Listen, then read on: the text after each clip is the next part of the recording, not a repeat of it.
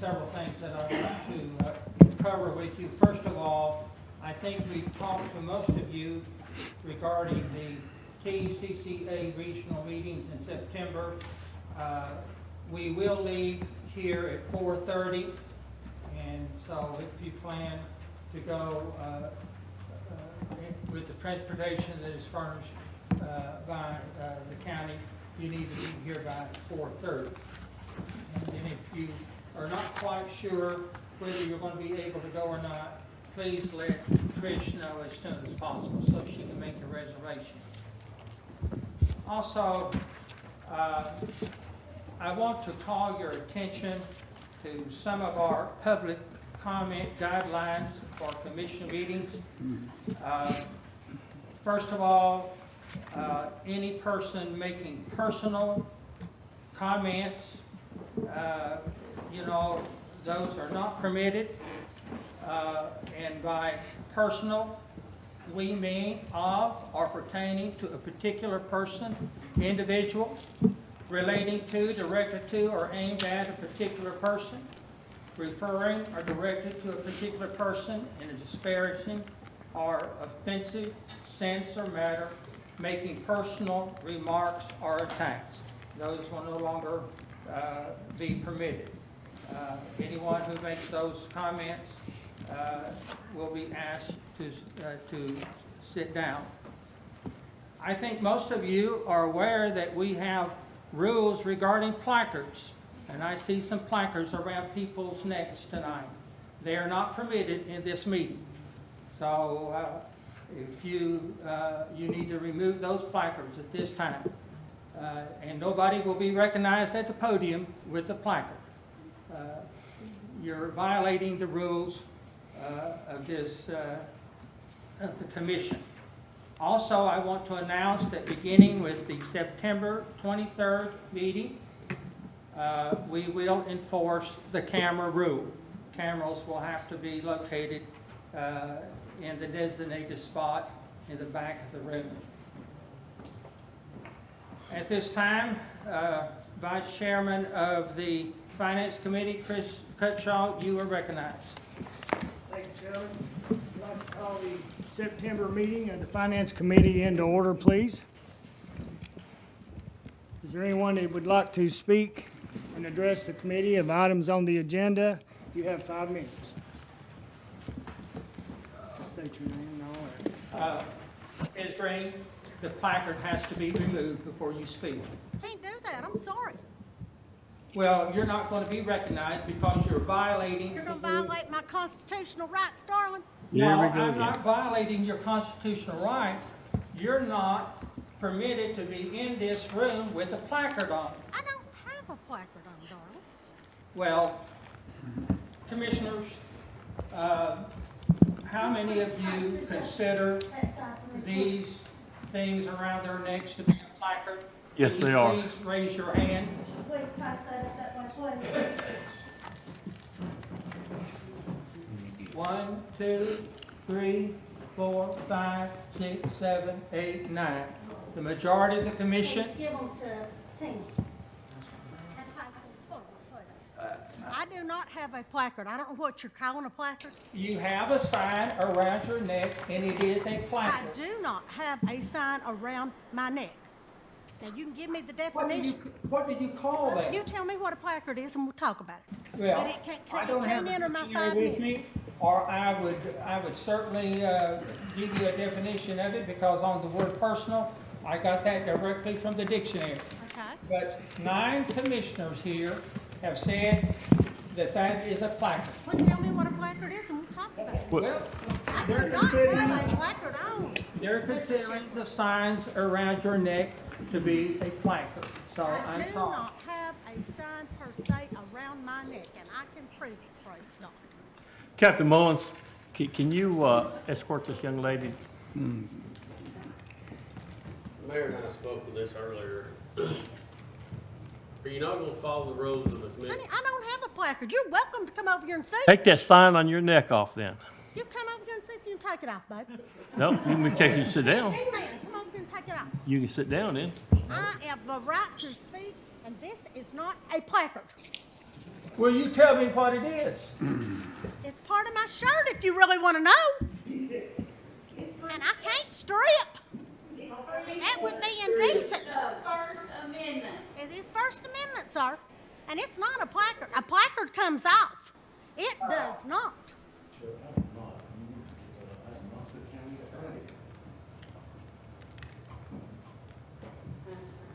We are not proceeding with the meeting until these placards are removed. There is no pulling this off. Now, if you want to violate my constitutional I'm rights, not violating your you are when constitutional you're telling me rights. I cannot speak because of my shirt, just like you did with the co-ag shirts a couple of It's while not back. a shirt. It is a shirt. Look here. It is a shirt, and I'm not pulling it off to demonstrate it. If you don't believe me, send Mullins back here. You don't have to take my word for it. You should be able to, but you don't have to, being you're in doubt. Okay, let's handle it this way.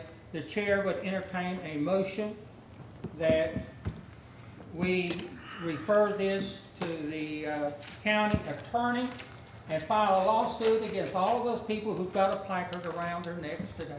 Because I'm obviously not able to enforce. I'll the second rule. that motion. We'll let the judge enforce the rule.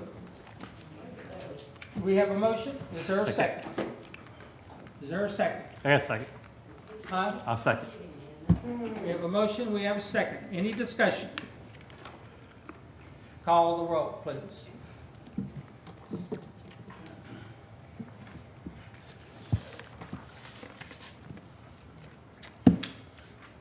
So the motion would be, a yes would be, Yes would be that action to be filed in the court. The no would be no. Jeff Eckert, No. Eileen Arnwine, Yes. Chris Cutshaw, Yes. Randy DeBoard, who's not here, Thomas Doty, No. Tim Goins, Yes. Bobby Hahn, Yes. Tim Horner, Yes. Joe Huntsman, I think that we're following the rule when we say yes, and if we follow no, we're playing against the This does rule. not come off, Mr. Huntsman. Well, I know, but if we have a rule that says what it says, This I is have to not a vote for it. placard, darling. It's the reason I asked for the Well, you definition. you need to read the rules before you come in I and do have that. read the rules. And Been let here us several know. times. But, so I'm gonna say yes.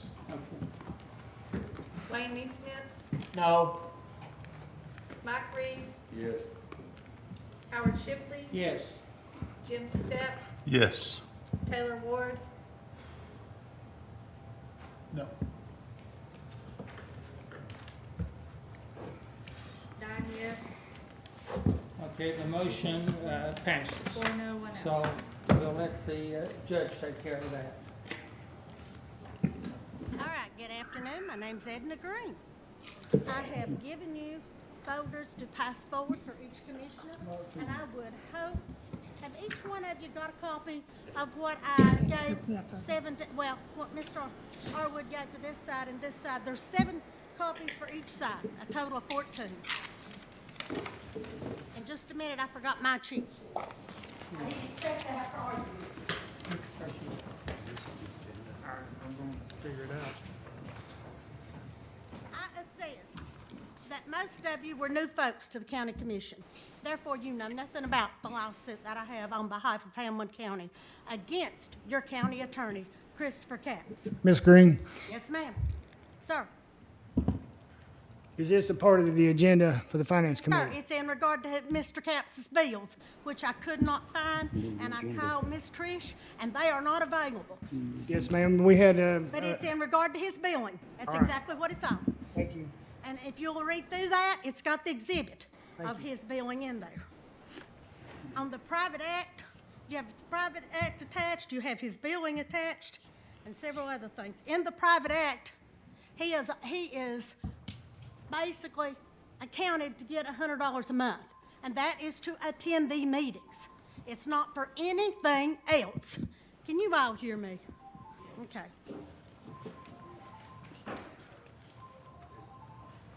Now, the essence of the lawsuit is to collect what is owed for Hamlin County. It is double billed. And then basically, as far as I'm concerned, if I double bill you for the same service, I've took money from you dishonestly. And if any of you disagree, now it's time for you to tell me. Mr. Capps billed for both attending the meetings on what he got through the private acts, and it's in there, as well as an hourly amount. Now, he violated ethical standards and caused communications to violate the Tennessee open meetings when he had an executive meeting with you folks to discuss this. This is not about Hamlin County Commission. Yous have no horse in this race. This is on behalf of Hamlin County to collect what is owed to them. And I think you all took an oath to stand up for the laws. If you didn't, you should have. And basically overcharging still. I don't know how many of you do business with other people, but if they overcharged you, you wouldn't appreciate it. And you don't have to take my word for it. You've got a full copy of everything. You've even got a copy of the amendment that's filed on the back to include his professional services as well. And anybody in the neighborhood that wants a copy, I got extras. I came prepared tonight. My claim basically is he double dipped. He charged you twice, Hamlin County, for the same service. Questions at this point? I'd like to be able to get through this in 5 minutes. In the executive meeting, he exposed Jens because there was no client relationship. Jens had nothing in it. And if that's not quite clear, I will try to make it plainer. Now, Mr. Capps had no authority to file the lawsuit against Miss Snowy that he was filed for Mr. Shipley. When the judge asked him who was paying his bill, he told him he had not charged Hamlin County when he had charged Hamlin County for 7 months. We paid for that defense. And personally, I pay for my own attorney. I don't know about you folks. I don't expect Hamlin County to fight anything for me. I do expect them to be men and women and stand up for what's right. In Shipley's lawsuit that was filed, it had to come before the commission with a vote, just exactly what he brought to Jens with me. Jens had to vote on it. The vote was 9-3, if I remember correctly. He didn't have that vote when he took Miss Snowy to court, so he did it on his own, which is a violation of ethics. And to be honest with you, I think him and Mr. Capps as well should resign.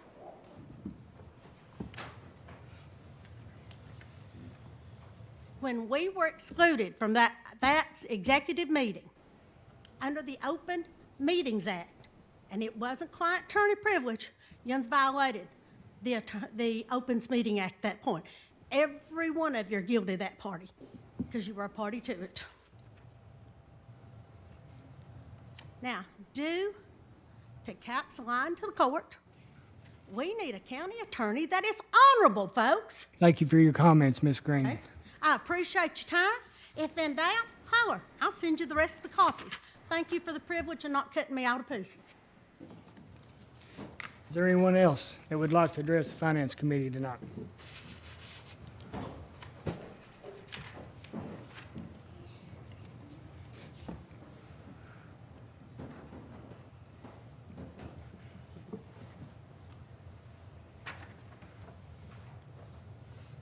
My name is Ann Horner. I live at 1535 Panther Creek Road. And I just have one quick thing to say that everyone here needs to be reminded of. Everyone behind this fence. Congress shall make no law respecting an establishment of religion or prohibiting the free exercise thereof or abridging the freedom of speech or of the press or the right of the people to peaceably assemble and to petition the government for a redress of grievances. And that is all we are here to do, and you are. If your rules are tyrannical and do not go along with our Constitution, then we don't have to follow them. It's all right here. Thank you for your comments. Is there anyone else?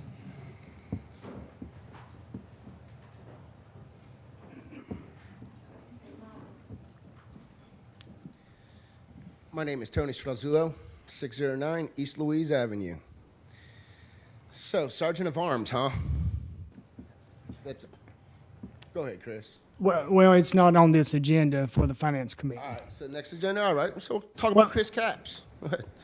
No problem. I got plenty to say. I'll take all 5 minutes. So, Chris Capps, all I know that he's done for us is made lawsuits happen, had given false and wrong information out to people. He has Mayor Bill Britton thinking that he's on top dog and nothing could be done. The conspiring against me and about other people has got to stop. When I get those emails, I don't care it's taking 3 weeks. I will go through all of them. And every one of your all's emails, they all are public information. And if anything, it comes back to me, and you have been conspiring against me, you all will be on that lawsuit as well. This is not a game. You guys just now violated the rights of these people, and you want to tell them that they can't grieve against you all. This is why you all are here Sir. to grieve against. Sir, it's not on the agenda, what you're discussing. Back to the Joker. Chris Capps, that guy didn't even know 2 weeks ago that using his phone while in his official capacity becomes public record. If he doesn't know that, how many other things does he not know? About as much stuff as you all don't know about the jail. That's about how much. You have jokers running this community. That is what is out here. There is no way that Chris Capps should remain Excuse me, sir. You're attacking a person, and we're not allowing called a that. grievance. I'm allowed to do that. I understand, The Constitution protects but- me. Let me finish my speech, and then I'll move on. Thank you. So, Chris needs to go. The mayor's not far behind him. I promise you that. Chris no longer needs to be here. He is not doing any good for our community. He is not doing any good for the people sitting up here, or the people sitting behind me, or all the ones that are at home. Okay? Chairman Cutshaw, Yes, sir. this is a finance committee, not a, Sir, not a bitch I complaint. do agree. I do agree. Tony? Please All hold your right, so comment. I've pulled public records. I want to know why Chris Capps is identified as an employee of Hamlin County, not as a contractor. He is issued as an employee. I don't know if it's because he's getting the benefits or if it's because people that are in this building allow him to get away with this, to milk things, but that has got to change. Chris Capps has got to go. And if you all decide not to, then that's all up to you. It's just going to continue to snowball from here. You've already tried new stuff in here tonight, and it ain't going to work. It ain't going to happen. Thank you for your comments. Is there anyone else? My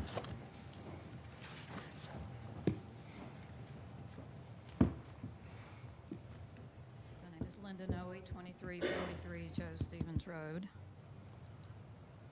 You have the county attorney invoices on your finance committee. Ms. Green has brought forward, and I encourage you to actually look at what you were never told about, and that is the lawsuit against Mr. Capps.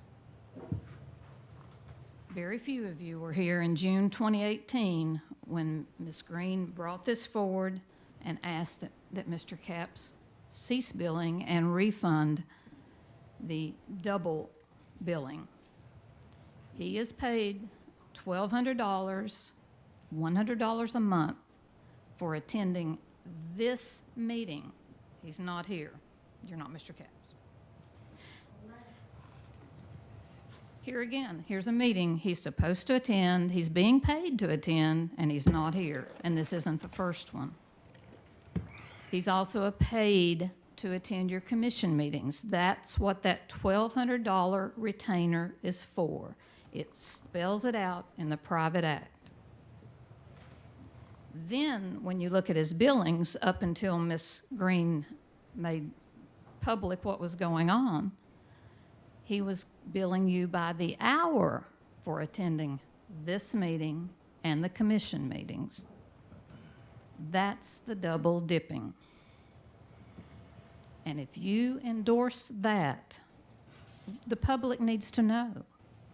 You need to take a stand, and I agree that that is why Chris Capps should resign, or you should not reappoint him, either one. In addition to lying to the court in your lawsuit, Mr.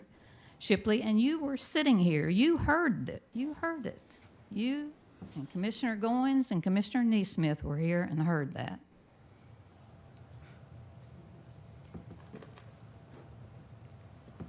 The other item that I would like to talk about is the Jail Justice Center. We are still waiting. The citizens of Hamlin County are still waiting for you to do your due diligence and get off of this Taj Mahal $95 million. And I don't care if Mr. Britton comes up with a couple of million from the ARP and the whatever. If you don't need to spend that much money, don't do it. Spend it on something else. But $95 million for a jail and a justice center is an insult to every person in this county, to the schools, to everybody. Why will you not find out what it would cost to build one-level pods that are safer, more easily staffed, and will fit readily over there? You've already got a report in your packets from TCI. We can't handle the jail we've got now.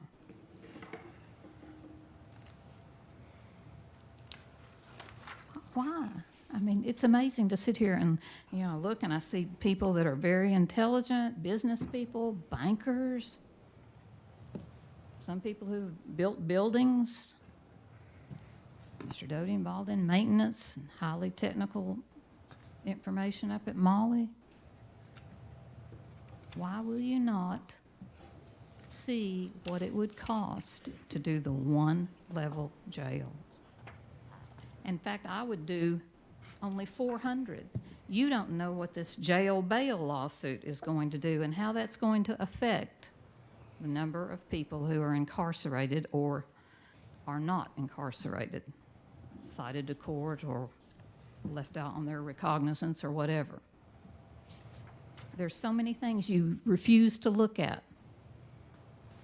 The jail bail lawsuit, the effect of all the money that you're going to use on rehab and things like that. I don't know that we need a 600 or 625 inmate jail at all now. Build the 400, and later, if we need it, add more. Thank you for your comments. Is there anyone else that would like to address the Finance Committee?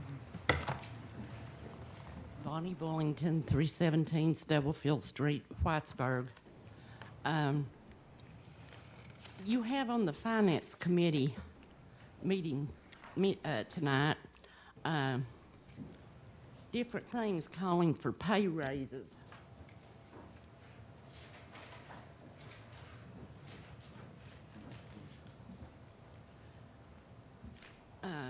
But you want to spend a fortune on the Taj Mahal. On August 19th, the TCI did an inspection on the jail. At that time, it held 119 male inmates, 58 female inmates. There were 44 full-time detention staff, 3 support staff, 6 part-time positions, and 11 non-faculty support staff, whatever that is. The inspection, as usual, failed miserably. It resulted in them having to come back for another inspection in October. And if past inspections are held to the standard, it will fail in October. I think most people are under the assumption that the reason for these repeated failures are because of the overcrowding. Not so. Overcrowding is only one of the reasons, and I realize Hamlin County is desperate for a new and bigger jail. But for those who are not aware, let me cite the many other reasons for the continued inspection failures. These are just a few of them that was named in the report. Poor lighting, poor ventilation, which makes it hard to control the temperature, male cell areas not in compliance with square footage, as well as toilet and sink and shower ratios due to overcrowding. The female housing units, as well as the workhouse, does not have correctional grade ceilings or roof. There's not enough cells. Male and female inmates are not separated as required by law, and they're being allowed to intermingle. Male inmates being housed in the hallway. And this is a real frightening thought.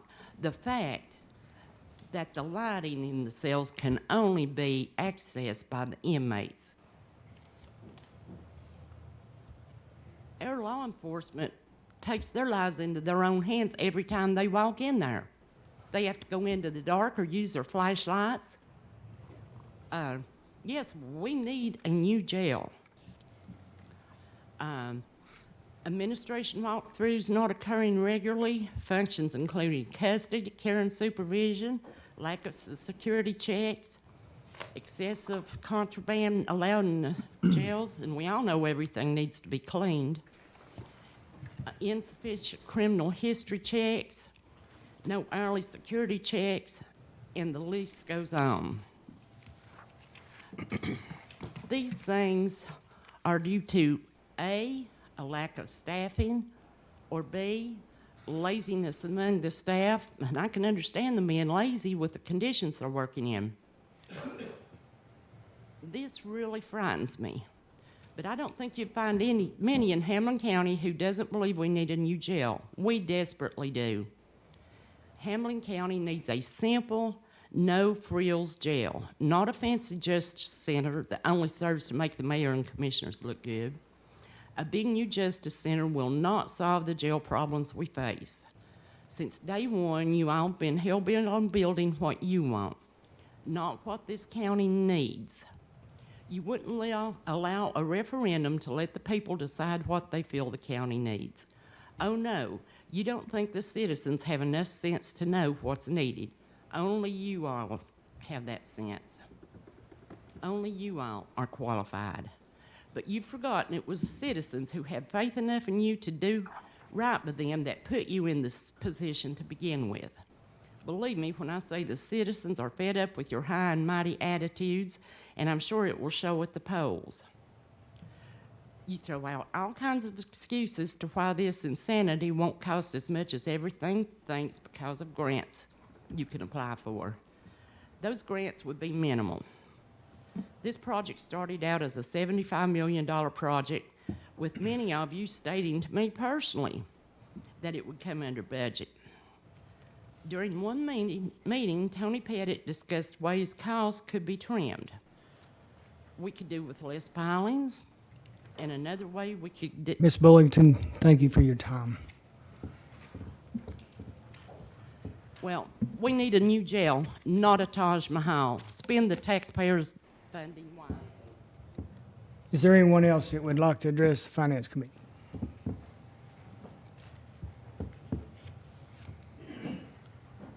Hi, my name is Elizabeth Brotherton. I live at 339 Macedonia Road. There's a couple things that I would like to address to the Finance Committee. One is the county attorney invoices.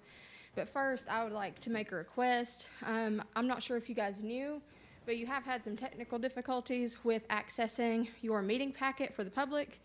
You can ask Trish on this. I believe she's been told the meeting packet wasn't available to me until 11 o'clock today. So when you go over some of these, please let the public know exactly what it pertains to, because that was a really long meeting packet, and a lot of us didn't have time to read it under such short notice because we just didn't have access to it. And technical difficulties, those can come up at the most inconvenient times, but that is the situation that was happening preceding this meeting. One of the questions I have for the Finance Committee is, since the county attorney is supposed to be attending these meetings, I'm not sure who this gentleman is or what his name is, but are we paying the county attorney for, I'm assuming you're an attorney, just going based off, okay, you're not, okay, well, do we have an attorney here? It's not here. Or do we adjust that when he's not here? I'm just trying to get some clarification. Like, does he still get paid for not being here? Yes. Okay. So the county attorney is getting paid for not being here. So I would like the finance committee to adjust and make an amendment to the way that the pay works for the county attorney. And if he is not showing up to his job, like just like all of you, if you don't show up to a 9-to-5 job, you ain't getting paid. So I don't feel it's appropriate to use county funds if the gentleman is not showing up to work. I mean, he might be working on other county stuff, but if he's got a contract or agreement or whatever he has signed between the body and him, he needs to uphold that, just like you guys have to uphold what you sign. I mean, it's just basic business contract. Another thing I would like to address here is the jail inspection and the Justice Project update. See, we need access to some of those updates before the meeting, if you don't care to do that for us. Like, if it could be put in that packet and we have access to it beforehand, it'd be real helpful when we get up here to talk. That way we can stay on point like everybody wants us to do. When we have access to all that information, it makes everybody's lives a lot easier. Thank you. Is there anyone else that would like to address the Finance Committee?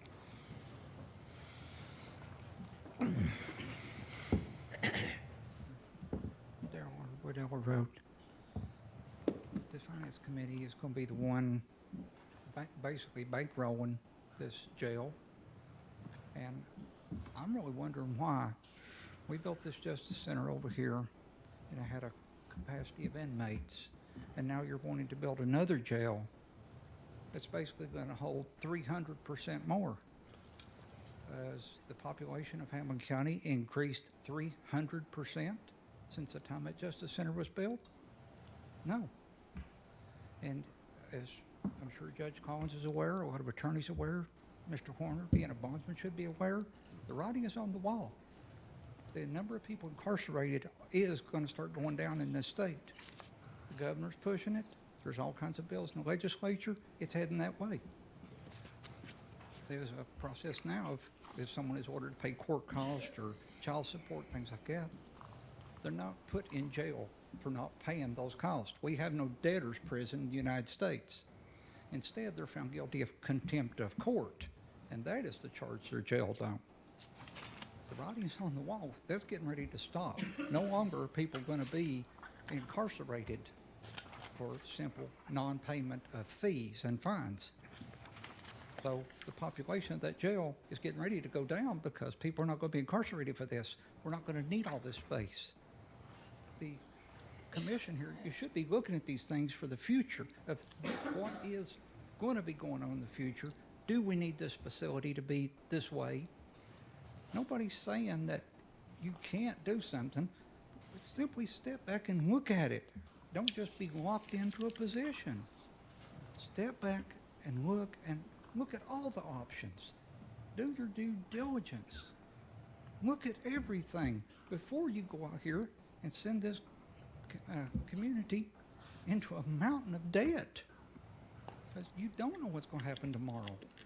This COVID thing, nobody's seen this coming on when this all got started with this jail.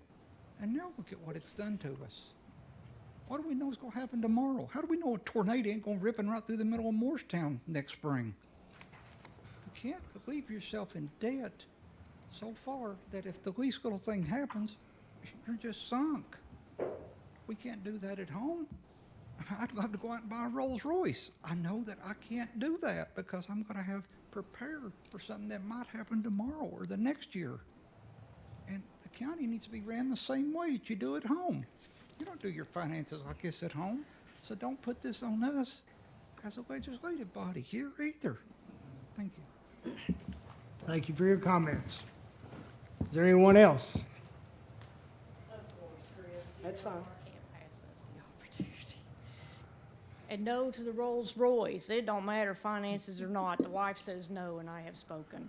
Karen R. Wood, 1501 Eller Road. I hear Rolls Royce too much. Anyway, finances, basic finances. And I think I had pointed this out before, that I like to round numbers off. So I've rounded down current debt for the county, 30 million. We're looking at, let's see, what was it, that additional, let's see. Well, we did the first 85 and then an additional 42.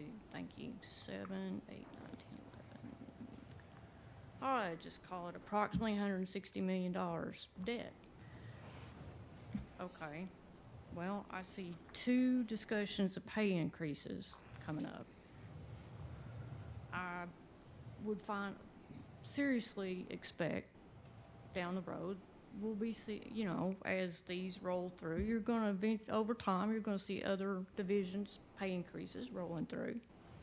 You're going to have to adjust a yearly budget to accommodate that. We build this jail and staff it appropriately. Well, that's a lot more monthly, regular pay. So there's more. So increasing the yearly budget plus roughly $160 million in debt. What are we going to do when something else happens, something else big comes up? Really? When you've stretched your bounds just as far, or filling a water balloon, it's only going to hold so much water before it bursts. And I'd just soon not see Hamlin County. I'm born and raised here. I'd just soon not see this county burst, blow up when it's just been so put in debt. Have you really sat and thought about that? And then with looking at Tennessee legislature, our governor right now, as my husband said, and I'll reiterate just a little bit. Yes, we're looking at reducing or eliminating for violations of probation, child support, et cetera, a lot of your misdemeanors, et cetera. Reducing that type of being incarcerated in jail. If we get bail reform, and we know that right now approximately 50% of those in jail in Hamlin County right this are due to bail because they can't make bail. And I still stand by innocent until proven guilty, and just because you can't pay, I don't see being stuck in jail for God knows what until I have a court date, because I don't have the money to pay to get myself out. And then put people in jail, and this is where I agree with the reform on putting people back in jail. If you put somebody in jail for failure to pay child support, what have you done? Are they going to be able to pay child support sitting in jail? No, you've just made it that much harder for them to pay child support. They're not earning an income. It's just a lot to think about. Do we need a new jail? Yes, we do. Do we need new courtrooms? No, we do not. And it's been pointed out before. Honestly, saw with my own eyes, Judge Duggar stopping everything first thing in the morning. Said, I want to get some pictures so I can show people how crowded this is. Because you know what? He had everybody come in that was supposed to be for court the entire day, the entire docket, to be in there at 9 o'clock in the morning. Now, nothing like taking advantage of the situation that you set up when you could do some scheduling and have some logistics. Go through the docket, half an hour later, it's empty. So why do we need new courtrooms? Because they want. Can we stick to what we need, please? That's all I'm begging, please. Stick to what we need. And don't put us head over heels in debt. I'm not against a new jail. We need better facilities for the people that are in there. But don't blow up Hamlin County like an overfilled water balloon. Please stop and think. I'm begging you. Thank you. Thank you for your comments. Is there anyone else that would like to address the Finance Committee?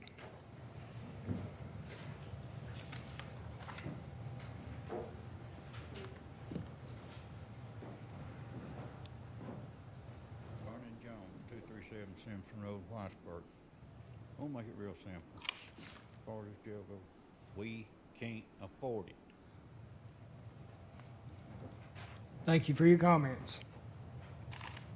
Is there anyone else that would like to speak to the Finance Committee? Seeing none, we'll move ahead. Recurring business, information has been submitted there. And old business, there is none. In new business, item 4A, the magistrate's discussion. Judge Collins, Teresa West, would y'all help us out with this? Just a minute, Chris. Yes, sir.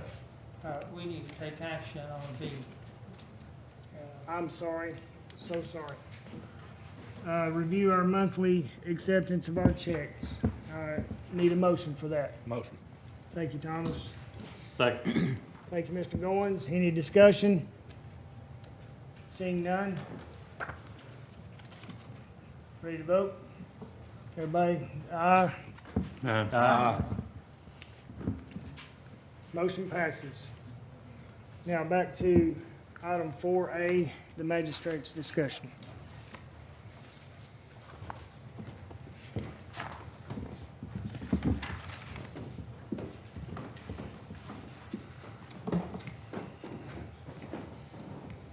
Good evening. I'm here to ask to fund 3 full-time magistrate positions and 2 part-time magistrate positions. The magistrates are hopefully there to sign the warrants, the summons that come in from the officers, and then to set either a cite for the person accused or potentially set a bond with some conditions or even a money bond. For as long as I've been around, and much, much longer, probably longer than anybody in this room's been around, what's gone on in the past is that during the day hours, some clerk will usually sign the warrant and then usually set either a bond or a cite or something like that. And usually it's one of the clerks that works in the clerk's office for Miss West. In the evening and the after hours, we have traditionally had an on-call night clerk. And the night clerk receives a call from the officer and will come in and look over the warrant or the summons, sign it, and then either cite the person or set some kind of bond. What I'm asking is that we actually have full-time magistrates that will be on call, will be at the Justice Center all the time, staffed all the time, so that when somebody is either given a citation or brought in on a criminal summons, I've got a magistrate that can first sign the warrant or the summons or whatever it might be, and then actually have a face-to-face with the person that's accused. Run through the litany of questions that the statute requires. You know, where you live, what your criminal background is, you know, are you employed? Do you have somebody in town that will vouch for you? Take the time and run through their criminal history so that we can actually figure out who they are, whether they failed to appear in the past, whether they're a danger to the community, and they can take the time and actually make an educated decision on whether that person ought to be cited and released, or a GPS, or actually have to make a money bond. Currently, we do not have the ability to do that. We do not have the staffing to do that. And after hours, we just don't have anybody that's there. Also, and I think Ms. West can speak to this better than I can, the night clerk position traditionally has been extremely difficult to fill. Nobody wants the job. It's terrible hours. The money has never been good enough, and we are constantly having to rehire and rehire and rehire. And we right now have nobody to fill that vacancy at all. And so what I'm asking is that we actually do this. It's a similar program to what Sevier County does. I think Knox County and some of the bigger counties do it as well, that we actually have full-time magistrates who will take the time, do the job properly, and run through the statutory or the required questions and do a better job than what's been done in the past, and so that we can make a better determination whether that person actually should make a money bond or be cited and released. I think Ms. West can probably speak to the money better than I can. Right now, what they're getting paid is half of a full-time position. So they work 1 week and they get paid $450 to $500 for that week. And they're on call. They are not at the Justice Center. No. And so they come in when the officer calls. And right now, they are not seeing the person accused. They're not talking to them and finding out and running through what's required by the statute to make this assessment.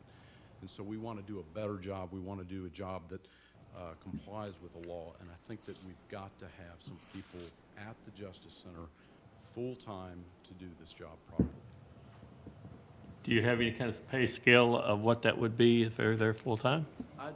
Seth? I think we're looking at $15 an hour. Yeah. It's in our package. Yeah, I see, I just wanted. Okay. Doug, do you have anybody doing this now? We've got Houston Estes, and he's just on call at night, and he's overworked, and he can't continue to do it, is my understanding. He can't continue to work at the pace. Judge, what qualifies? Not full-time. Not full-time, he is not full-time. He's still willing to do his shift. Judge, what qualifies a judicial commissioner or a magistrate? There is nothing really, honestly. You hope to pick the best person that you can, and then from there, I would prefer somebody that's got some experience, and then at that point, you're training. They go to meetings. I would be responsible for some of the training, which I do already, and we would try to educate them on the questions that need to be asked and the procedures. And as that goes, who is their supervisor at that point? Say, I'm afraid it would be me. I've never wanted any employees, but I think that if this happens, if this funded, then they would fall under my supervision. and this seems to be a good way to go to fill this gap and provide the need so we can have people have that opportunity to post bail, correct? I think that this is the best way to go, honestly. Yes, sir. So you're currently now doing the interviews yourself? Some. It's not really being done when the person is brought in. It's not being done. Right now, what's happening, and I'm not there at night, but what I think is happening is that the person comes in, signs the warrant, does a brief check on the person, and then makes a determination on site, bond, or some other form of relief. But they're not actually sitting there talking to the person and asking them the questions face to face. And I'm not talking about, asking the person about the details of what they're accused. I'm talking about like what's required in the statute, the factors that I've just listed. And I really think that if we're going to be in compliance with the law, that we need somebody there to look these folks in the face and ask them these questions and to do it properly that way. Is that federal mandates? It's really state law. It's really state law. And so it's not really being done at that time at night. And then the first time anybody's really asking them questions is when I see them generally the next business day. And then I appoint them counsel, and then we start running through the history. And I've got, they fill out an affidavit, and I've got a little bit of information, but it's always sparse. It's never complete. Some of the inmates are brought in, they're, unable to, for one reason or another, to fill the thing out. And so really the first time that anybody's asking them these questions, it's me the next business day. So we're having people held overnight until somebody can actually run through the questions and the inquiries that need to be made. Will that alleviate bond hearings? It will not. What it could do is that if somebody's there at night, let me ask, say, what's happening quite a bit now is that the clerks are not really addressing the bond at all. They're just saying hold until we can have a hearing on it. And so people are being held overnight until I can see them the next day, because at that point, I'm the only one setting the bond, if a bond needs to be set. So we're having a lot of hearings on bonds not because the bond is too high, but simply because a bond has not yet been set. And so the first time anybody is addressing the issue of bond or cite is when I see them the following day. Thank you. So this magistrate, can they set the bonds? They can. They Or can. they can also make the determination to cite and release. Okay. The problem right now currently is that there's about a 10-year-old attorney general opinion out there that says that once a bond has been set, when the person's been admitted to bail, nobody can change that bond but the court. And so if a magistrate sets a bond and then the person still feels that the bond is improper, then they can appeal it, and then I would be having a bond hearing on that. But it would be much, much fewer instances of having an actual appeal for a bond hearing if I've got a magistrate sitting there right at the get-go making the proper determinations. What about, like day shift? Who handles the magistrate's work then? There is none. And that's what's going on now is that a clerk in Ms. West's office is, they'll come in and they'll sign the warrants, but nobody's actually looking at the defendant. They're already downstairs. There's enough work there to keep these 3 people busy on 3 different shifts? We're coming up with some other things. I'm not exactly sure what the breakdown would be, but I think that Ms. West and we've been talking about some other duties that they could be doing in the event that there was a lull in the number of warrants that needed to be signed, such as, costs and things like that she could, cost letters and some other things that would justify it. Okay, thank you. Teresa, according to this, you're asking from us $137,574.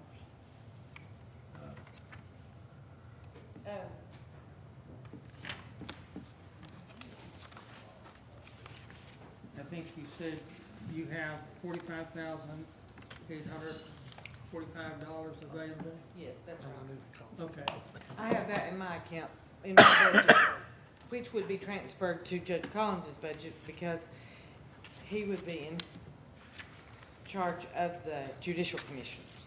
That's what the law requires. So the new monies, where are we getting? It doesn't come from fund balance. Fund balance? This year would, yes. Okay. Now the estimate, the 137,000, that's for a full year. Of course, it'd be less than for. And then, of course, at budget time, we fund the full amount. Now this is, yes. Yeah. Well, Okay. Howard, does she have money in there now to furnish, to get this in your fund balance, Teresa? I have about $45,000.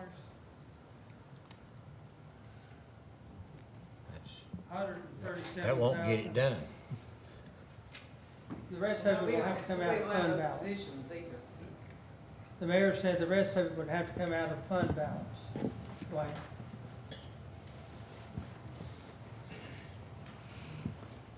How hard is it for you to find somebody to fill these gaps when you have trouble now?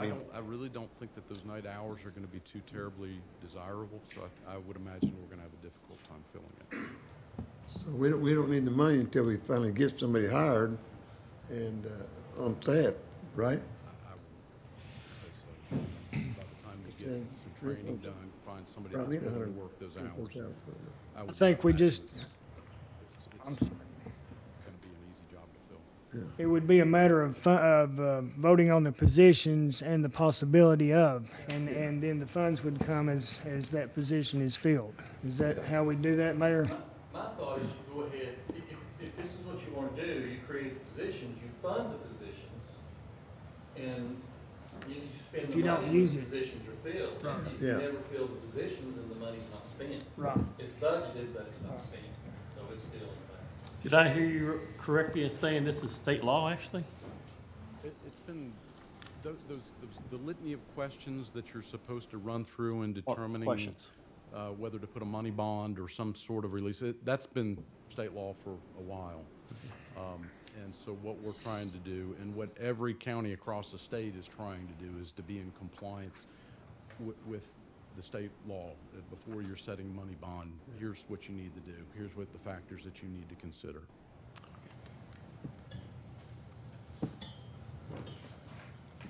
All minds clear? When do you hope to get this up and running? I think Ms. West would say about a month ago, because we are really having trouble with that night clerk position. It's terrible. She gets calls all night long. The other clerks are getting calls to come in and sign those warrants and set bonds and things. It's hard. You can do it. Till I can, I can. So we need to fund this for, what, 8 months Well, till the new year? and then at budget time. Well, I we've got to understand, but discuss right, it. right at the moment. I move that we approve the request. I'll second. Is there any discussion? Any more discussion? Let's do a roll call. Well, let me ask you one question. Can we have an exact figure before the 23rd? Well, Bobby, I don't think, Commissioner Hong, we'll have that exact figure until we actually hire and disperse. Well, I think he's pretty much got an exact figure if we get it hired like that. Well, this is for a year. Yeah, that's for a year, but I'm talking about we prorate it. We could calculate it, say we start October 1st. 8 Start months. from there. Okay, that's easy to calculate. We got Thomas here, he can do it. You can calculate it. Thank you. Huh? Okay, Finance Committee ready to vote? Can we do a roll call with the Finance Committee, please? Chris About Cutshaw, 100,000. Aye. Howard Shipley, Yes. Eileen Arnwine, Yes. Thomas Stody, Yes. Tim Goins, Aye. Joe Huntsman, Aye. Mike Reed, Yes. Jim Stepp, Yes. Motion passes. Item 4B, pay increase for sanitation and highway departments.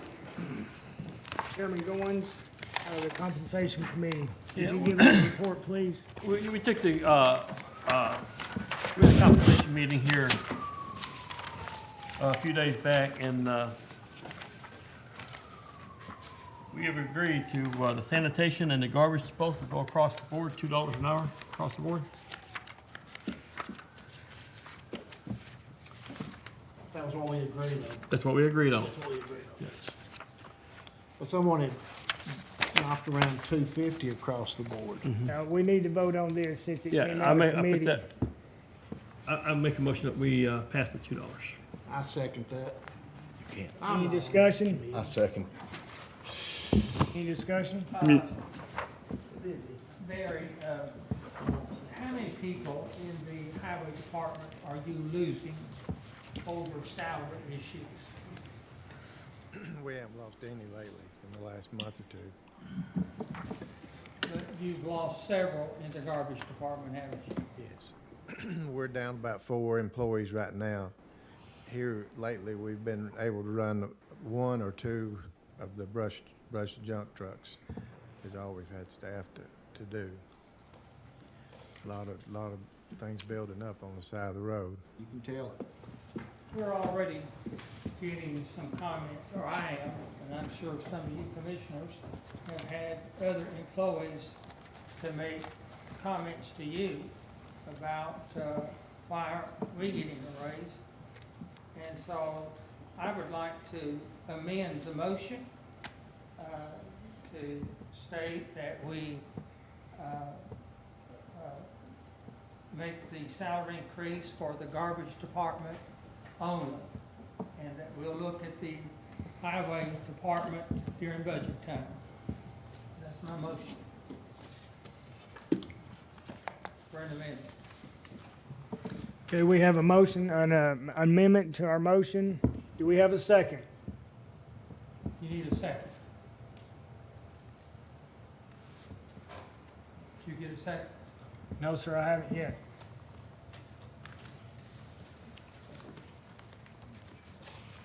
They'll throw a light with a second. Motion failed for lack of second. Any more discussion? Are you going with the $2 or the $2.50? Well, we're still in that discussion right now. Hang on, we got to do discussion. Huh? Hang on just a minute, we'll find out.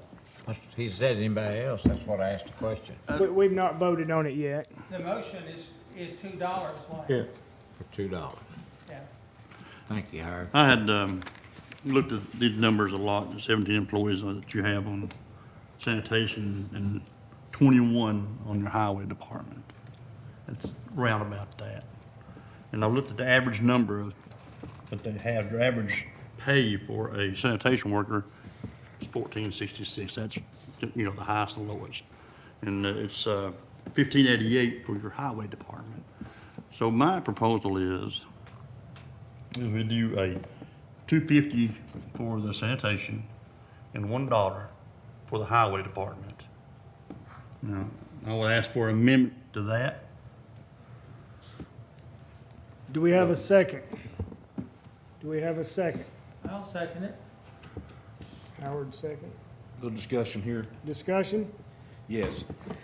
Like I mentioned in the meeting that we had over this, I worked through a situation similar to that at Molly.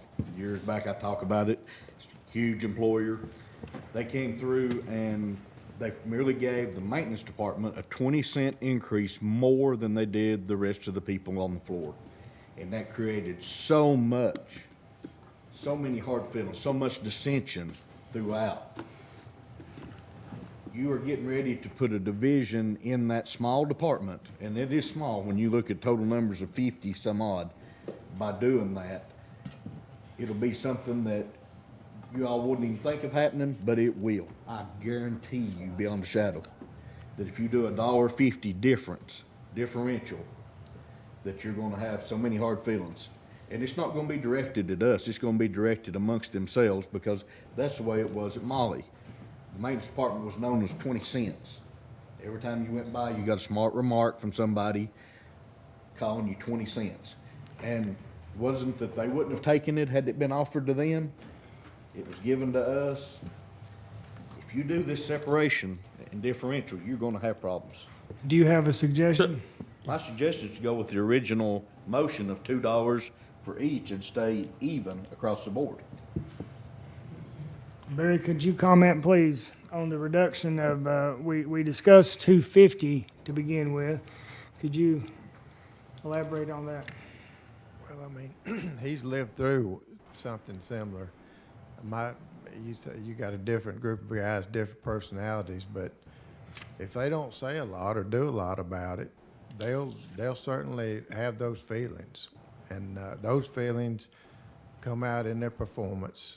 I mean, in the end, they figure, well, if they don't think that much of us, then this is what we'll give them today. Instead of giving us a 6-hour day of work, then they'll give us a 3-hour day of work. So it's going to come out. I mean, it may not be a thing said to anybody, but it'll work its way out. What about the other departments, Barry? Do you think that same morale issue would come out with other departments? This originated maybe 6 months ago or so. George and I were talking. You know, we were losing people, having to replace them, and we were able to replace them pretty quick. Kept losing people, and, you know, we've got the city government that does the same job we do, and that's all we're asking is to make our pay, our minimum pay, the same as city government. And so the retainage issue has gotten worse and worse. And we're down to 1 or 2 brush trucks is all we've got staff for. Eventually, we think it's going to be no brush truck staff, and then a part of a garbage collection staff, and then what are we going to do then? I mean, it's, Right. Y'all know how much there is to collect out there. So this has gotten more and more urgent.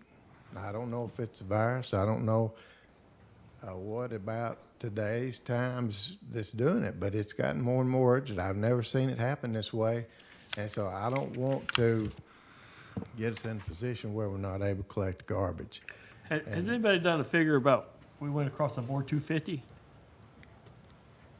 Mayor? We got the See, the 250 on the garbage is being passed. I'm talking about across the board, both departments. Add $28,000 to the $2. 28,000?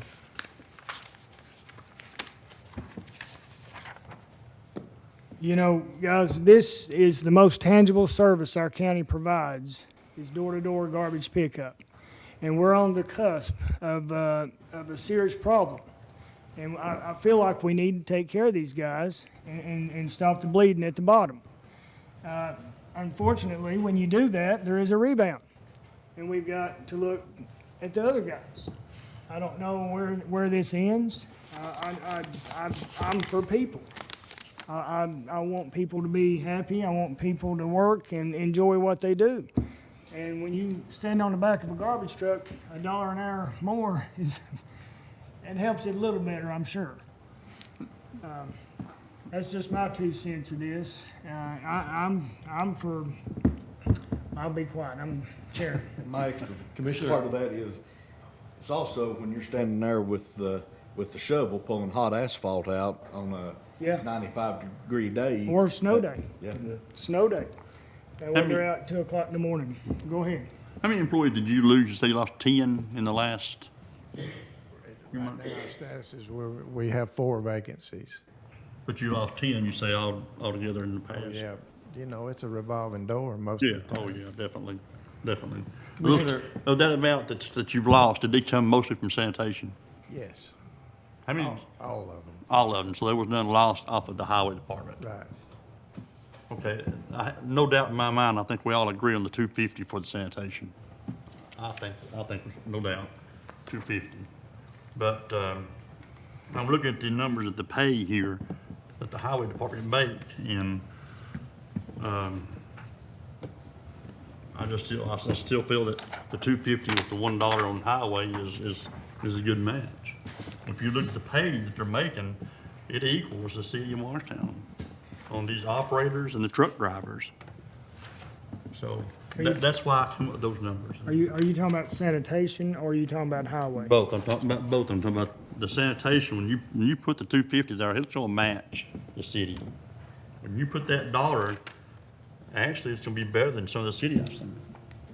So On the Commissioner highway. Stepp, you'd be opposed to raising your motion to 250 for both departments? I'm sorry, what was that? He's asked you to raise, would you amend your motion to 250 across the board? He's asking if you do that. No. He said no. Someone else will have to make the motion. Well, you need to take care of this amendment. Yeah. Okay, enough discussion on Jim's amendment of $2.50 for the sanitation and $1 for highway. Any more discussion on that? Any other amendments?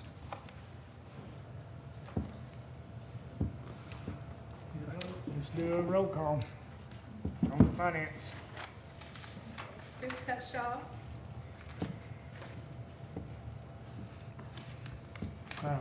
No. Howard Shipley, Yes. Eileen Artline, Which one are we voting on for sure this time? The $2? $2.50. No, the 250, the amendment to change it to 250 for one and $1 for okay. the other. No, then. Thomas Doty, No. Tim Goins, No. Joe Huntsman, No, Mike Reed, Yes. For the 250. James Stepp, Yes. That's 5-3. Motion fails. Any other amendments, anybody? Now, Chairman, I'd like to make an amendment. Yes, We sir. just go ahead and go across the board 250. 'Cause Okay, the motion is from Chairman, or Commissioner Goins, that we raise salary $2.50 for sanitation and $2.50 for the highway. Second. Roll call, please. Or any discussion? Barry, how many people are you short on sanitation now? 4 truck drivers or? 3 riders and 1 truck driver. So you got emergency right now? Well, we just got one and two brush trucks operating every day.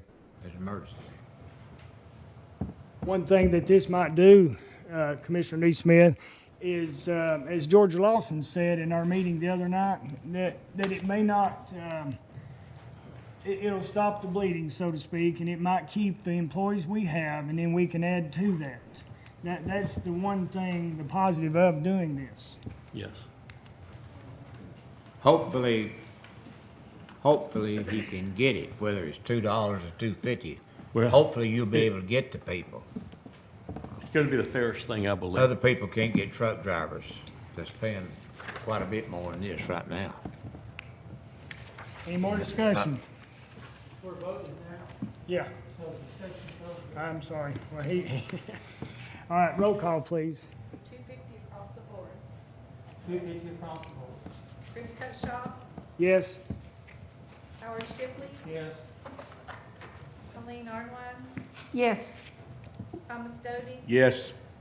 Tim Goins, Yes. Joe Huntsman, Yes. Mike Reed, Yes. James Stepp, Yes. Motion passes. Thank you, Barry. Item 4C, pay increase for Civil Service Board.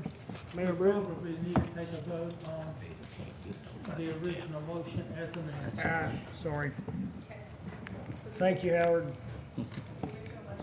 As amended. Went from 2 to 250. We didn't vote on that.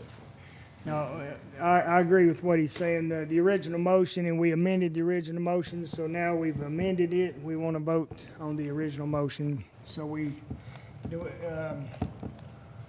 yeah, we've already motioned and seconded that one. So, all in favor, say aye. Aye. Any opposed? Motion passes. Thank you, Chairman. Item 4C, pay increase for Civil Service Board. Mayor Britton? In your packet is a memo from me requesting, it's a request from our former chairman of the Civil Service Board who discussed this with me before his resignation a couple of weeks ago. City of Morristown, he wants the county's Civil Service Board, which is 3 members, which make $100 a month, to equal what the City of Morristown Civil Service Board makes. Their job duties are similar. The County Civil Service Board, it doesn't meet very often as a group, but they are active as far as testing candidates for the job and the physical fitness, both the written and the physical fitness tests.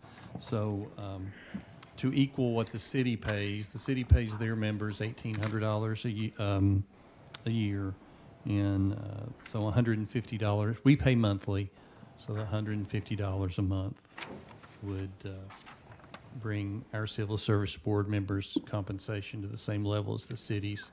Total cost to the county would be $1,800. So it's 100 right now.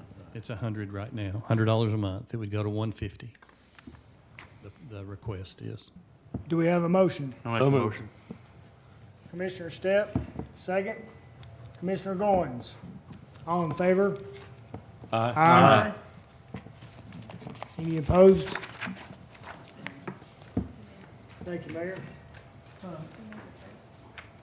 Who made the original motion? Jim Stepp. Mr. Stepp.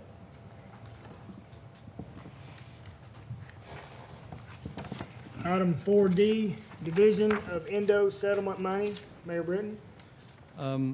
As you guys approved, the end of August was a settlement of the lawsuit between the counties in Upper East Tennessee and the DA's office, the DAs who represented those counties filed suit against Endo Pharmaceutical, and there is a settlement in place which we've approved as a body, and now the money is in hand from the settlement. the attorneys in Nashville have the funds, and we need to decide, and we need to let them know how we want the money distributed between us and the city of Morristown. In the settlement, each county received, now that's, now this is county, each county received $583,000 to establish it. And this money is not dedicated. We don't have to do this, but under the testimony that was given in the case, this expert witness said one item that would help is each county create a mobile health unit that would go around and help addicts with counseling and other abuse, alcohol and drug abuse treatment and that kind of thing. And it would, so each county got $583,000 to create that mobile health unit. So there's $583,000 of the total 2.4 million. Then the balance, 1.8 million, if you look at the spreadsheet that's in your packet, the balance of 1.8 million was given to Morristown and Hamilton County based on population. And so the concept that came from the lawsuit was to split it between the city and county by population. What I did is I went to the city administrator 2 weeks ago and asked for a different distribution. If we did it by population, the county would receive about 53.5%, or about $1 million of the 1.8 million. And so that would be under population. The city would receive about 869,000. What I proposed and what the city council will vote on next week is that we divide it where the county would get 66% and the city would get 33%. So the county would get about $250,000 more than if you did it by population. But also, I made that proposal with a list of items that the money would be spent on, and one is, and the list is on your sheet there, is to pay for equipment at the Justice Center. And one piece of equipment that the jail is wanting is a body scanner, where the way drugs are getting into the jail is through body cavities from people who come into the jail, whether it could be work release, it could be new bookings. And so the body scanners, which we saw in use at a jail in South Carolina, would identify those items that are inside the body of the prisoner, so they could be removed. Also, and that could be purchased now, used now, and then moved to the new facility once it is completed. Another is, I was in a meeting a couple of years ago at Morristown Hamlin Hospital where we had Helen Ross McNabb people, we had Sheriff's Department folks, we had city police folks, we had hospital emergency room people, and we had jail administration. And a service that is missing in Hamilton County is detox. It is a detoxification service, it's medical detox, where it's done not just in the drunk tank in the jail. Because right now, our detox center is the jail and the emergency room. And so some of this money would be used to establish drug detox, and that's already been discussed in the community and identified as a need. Also, something else that we could use this money for is to start the drug treatment of incarcerated addicts. Start it in the design of the new facility. There are programming rooms on each floor where drug treatment could be administered there. And then the last item would be transitional housing for our recovery court. The recovery court is restarted. It's a felony court, and the first step for some of these folks is they need housing. And so this would help with transitional housing for the recovery court participants. On one thing I did skip, though, is the $583,000 is my proposal is that we not create the mobile health unit, but we create a jail to work program for men. Our jail to work program for women has been very successful, and it's turned the lives of several women and their families and grandparents of children, and it's really made a big impact on several families since 2017 when we started that program, but we don't have one for men. So that's what I would want to use those. But anyway, bottom line is we as a county and city would receive $2.4 million. 583,000 of it comes to the county, and then the 1.8 million is divided between the county and the city. And, The only question be the percentage that we do, but the minimum amount you said was 53%. correct. That's by population. Yes. What's the likelihood of that 66%? Do we have any idea? I haven't received any negative comments about it. So do you need a motion and a second vote? So you're gonna come back with detailed plans on how these funds will be used later on? Correct, Okay, yes. thank you. What do you need us to do tonight? I need an approval of the proposal for the division of the proceeds, 66, the 1.25 million for the county and the 620,638 for the city. Do we have a motion? I got a question. Yes, sir.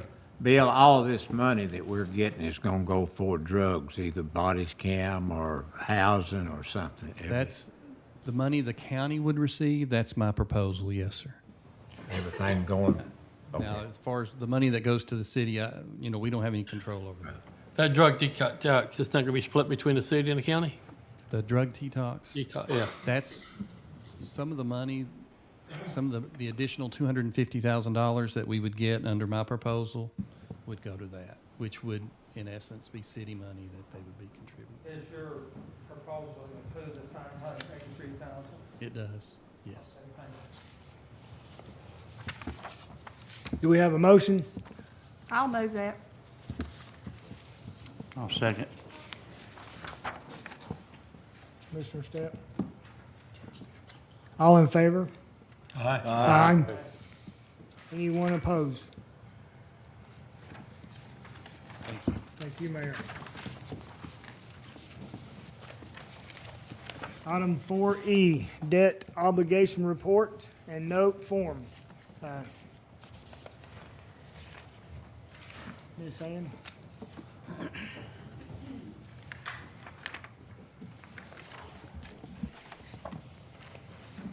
This is a compliance matter. Back in April of this year, y'all passed a resolution that allowed an inter-fund loan from Fund 171, which is our general debt service fund. And we replaced those funds in Fund 171 in order to provide the upfront cash flow for the school safety project. It's been an ongoing project here in the county for about 3 years. We've finally gotten to the point where the project has essentially been completed. It's time to pay the contractor. It's somewhat over $200,000. And we are obligated to tell you when we actually use the funds. You already approved the use. We were waiting till we got invoicing and the project was actually completed. And now this is informing you that we're actually drawing down the funds and placing them in 171.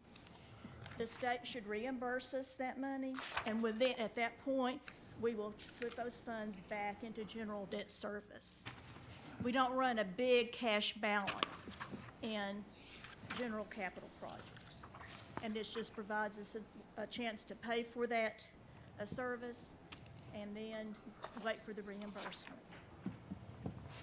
this, all you need to do here, because you've already approved it, is just acknowledge that you've been informed.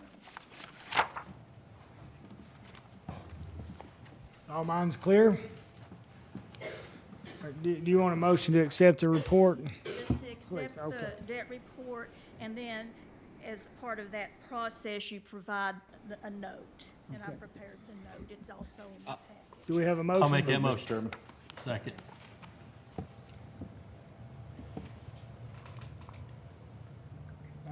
All in favor? Aye. Anyone opposed? Thank you. Item 4F, resolution of the County Commission of Hamilton County, Tennessee, authorizing the fiscal year 2021 American Rescue Plan Act travel, tourism, and outdoor recreation grant application. Mayor. Mr. Chairman, the U.S. Department of Commerce is offering a grant program under the EDA for tourism development, and we were asking the commission just to apply for a substantial grant amount. Right now, at this moment, we don't know exactly how much, but what we would do is make sweeping improvements to Cherokee Park. And let me just give you a list of some of the items that we'll put in the application if you approve the effort. We need to replace the roof and the siding on the amphitheater. It's approaching 20 years old. We need to replace the roof on Horner Daughtry Pavilion. We need to upgrade the water, electric, well, basically just redesign and redo the campground and expand the campground. We've identified an area that we can expand the campground by about 14 slots. We would extend the walking trail and add signage. We'd replace the covered sheds. We would add playground covers. Right now we have the hard plastic playground equipment and metal playground equipment with direct sunlight, under direct sunlight. We want to add covers to those to make them cooler places for the kids to play. We would, in the campground redesign, we would add sewer to the campground and also look at whether it's feasible to add sewer to the whole park. We would pave the parking areas near the main playground and at the end of the road that goes by the playground up where it's a gravel lot now, pave that. We'd also repave the road at Point 20, which has several potholes in it. Also, the splash pad needs some repairs and part replacements, and we need a metal awning for the maintenance building. So those are just some items that we would apply for grant money, and it would be a pretty sweeping update for Cherokee Park. Do we have a motion to apply for the grant? Motion. Second.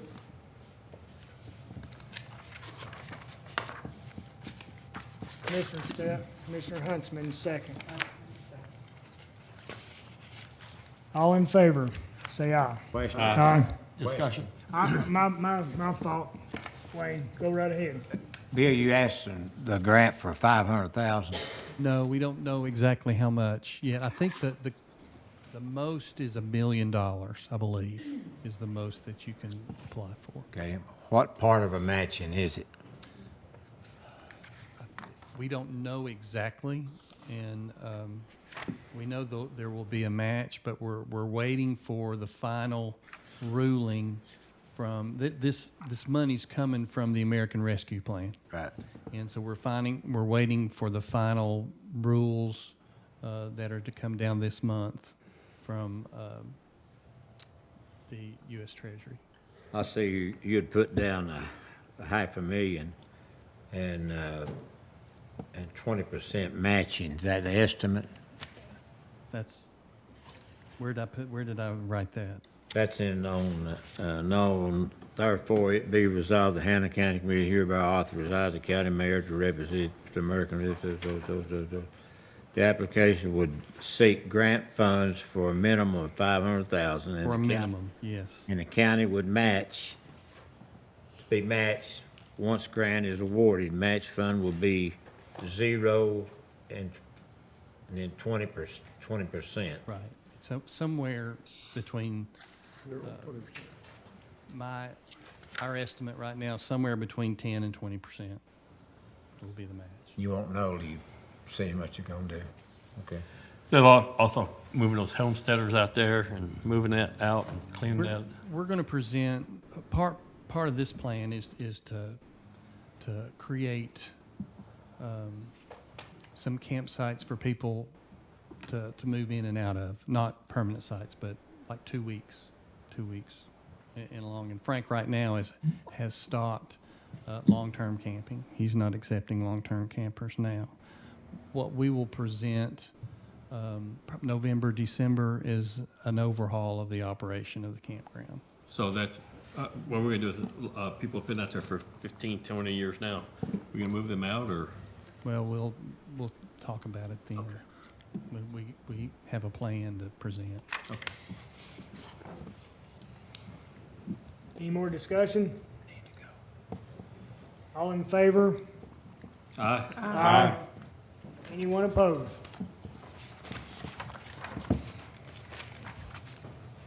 Item 4G, budget amendments. First one is Hamilton County School Board Amendment 1, increase of $68,459. What am I missed? She's the director, but the first amendment's this. Tracy? This budget amendment you have before you this evening, roughly half of the amendment is comprised of grant funds that were awarded last fiscal year, and there were funds remaining unexpended at the end of the year. We're requesting permission to rebudget those grant funds that were remaining for the same purpose they were awarded last year. There are about 9 grants listed there for you. There are also 4 new grants in this budget amendment, a $25,000 grant from the Tennessee Arts Commission for professional development for teachers and art supplies for classrooms, a $5,000 grant facilitated through the PCAT Center for an advanced manufacturing camp for students, and 2 $1,500 grants from Sykes and HC Excel for the CTE Career Exploration Bus. And I'd be happy to answer any questions you might have regarding the amendment. Any questions? Motion to approve. Motion approved. Second it. Second by Mr. Goins. Commissioner Goins. All in favor, say aye. Aye. Thank you, Tracy. Item 4G2, Fund 101 UT Extension for $5,393 to appropriate funds to fund the annual increase in the UT Extension budget. Normally, we would budget these funds or compute them at budget time, but we didn't have the information from UT that we need. Now we have that information, and this includes the portion of the county raise for the UT extension funds. Each extension employee is paid on a kind of I'm going to call it a sliding scale. We provide so much of their funding, and then the state provides, or UT provides the rest. And so on that portion that we provide, this would give them the county raise. Do we have a motion to accept? So moved. Second? Second. All in favor, or discussion? All in favor, say aye. Aye. Anyone opposed? Item 4G3, Fund 101, County Mayor, $286.35. This this just reflects being repaid some expenses for an EPAMA meeting. And EPAMA is the East Tennessee Regional Agribusiness Marketing Authority. And it's been in existence quite some time. And so these were some meeting expenses that the county advanced, but now we have been reimbursed for that. And this puts it back in the budget. Motion to approve. Thank you. Second? We have a second. All in favor, say aye. Aye. Anyone opposed? Item 4G, I'm sorry, 4G, period. APR funding discussion. Mayor Britton. I just want to started our conversation and discussion of the American Rescue Plan funding that the county has received half of and will receive the rest next year, and talk about what we've learned over the last couple of months about what's a permissible expense and what's not, and the reporting requirements and that kind of thing. I won't get too far into the weeds, but hit some of the high points in the presentation. We received or have been allocated $12.59 million under the ARP plan. We've already drawn down half of that. $6.3 million we drew down in May, so we're earning interest on that. We haven't spent any of that. We'll receive the balance. Right now, the plan is we can receive the balance next May. Some of the items that we talked about during the budget process, and then some of the actual requests. These are actual requests and some priorities for the funding and to use of the money. One is the radio system that you approved last month, the $2.5 million. I've penciled in $7 million of it to offset costs with the Justice Center construction. Water sewer infrastructure, we have requests for $7.8 million for that. Broadband, we have requests for over $2 million in broadband expansion. Affordable housing requests from Habitat for Humanity and is in one other agency, the one out of Rutledge, that they do home rehabilitation here in Hamilton County. They've requested about $1 million, and then other nonprofits, Senior Citizens Home Assistance, asked for $30,000 for a van. So total funding is $12.59 million. Requests about $20 million for a deficit of about $7.7 million.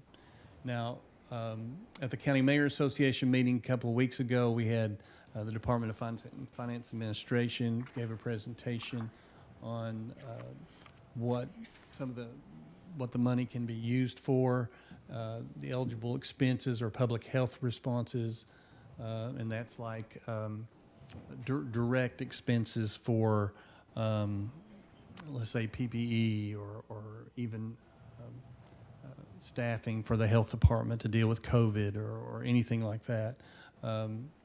We can address the negative economic impacts of on business, on small businesses, on nonprofits of COVID. The infrastructure, only water, sewer, broadband, roads are not part of this.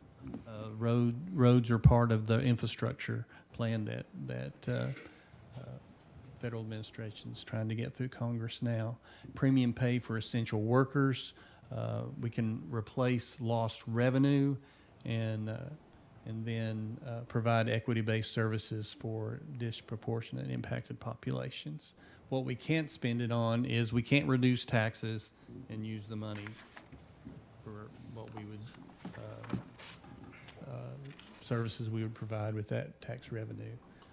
We cannot deposit into the pension fund, which doesn't apply to us anyway. The TCRS is one of the best funded pension plans in the country. Can't fund debt or legal settlements or judgments with it, and we can't just put it in reserve. So the state is going to supply the counties with help in putting together spending plans and making sure that the proper reporting is done to the federal government, and that's just some of that explanation there. On the, one of the biggest areas you noticed in the request is water and sewer.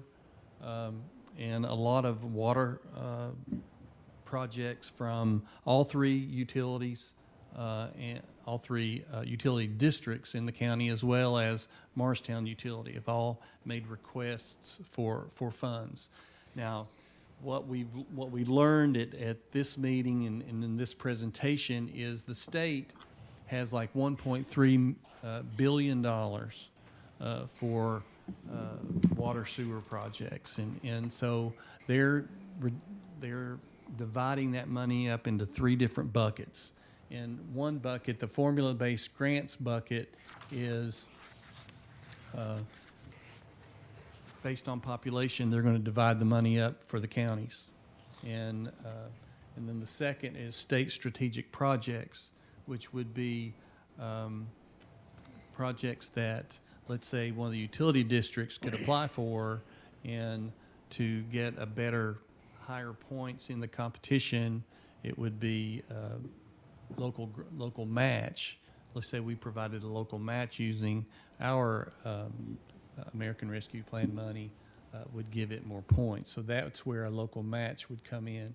And then you have your competitive grants. The competitive grants would take place with money that's not spent under option 1 and 2. So there's three different buckets, and this is what I've tried to explain to the water utilities. There's three different buckets and they need to be prepared and start getting their notes together and their cost estimates and all that for those three areas. And then the priority is listed there is just water loss, try to replace old lines, water quality, improve quality, replace lines that are made of lead, managing stormwater areas, and then at the bottom, second from the top, is the partnerships. That's the match from the local ARP money. And then this kind of goes along, talks some more about that as well. So that's kind of just in a nutshell what the ARP money can be used for. I'll get you a copy of this, and you'll have it. But primarily, what I wanted you to see is the request that we've received at this point. And you've already approved the $2.5 million for the radios, and then the Justice Center has penciled in $7 million there, and then the rest are just requests. Bill, that sewer, where is that? Would that be going into gated communities? Well, I mean, right now, the only sewer we have out in the county is in Whitesburg and a neighborhood in Russellville. And now we could, well, for example, I'll give you an example. One of the requests from Habitat for Humanity is to pay for the installation of water and sewer lines in Faith Village, which is off of Joe Hall Road. And they have one section of that subdivision that they haven't developed because it doesn't have the water and sewer access to it. So that would fit that category. When I was talking about is a subdivision out, go down Fairview, Marguerite, and Zigzag. It's the old Don Bunch thing. I'd heard rumor that the city's wanting to go in there and do this, complete that sewer. I haven't. There's been no request of the county to participate in that. Okay.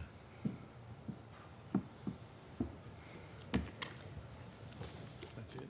Okay, thank you, Bill.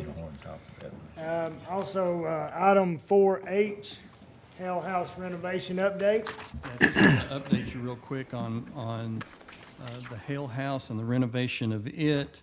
We met with the architect about a month ago, maybe 5 weeks ago.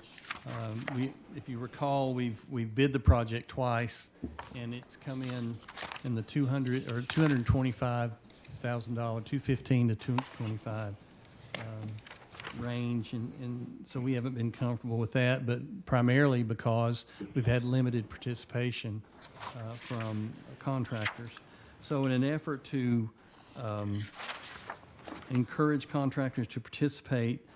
In our conversation, what the approach we want to take is that we would bid the project in October, bring it to you, the results in November, and hopefully that it being an indoor project or primarily an indoor project during the winter would help with interest from contractors.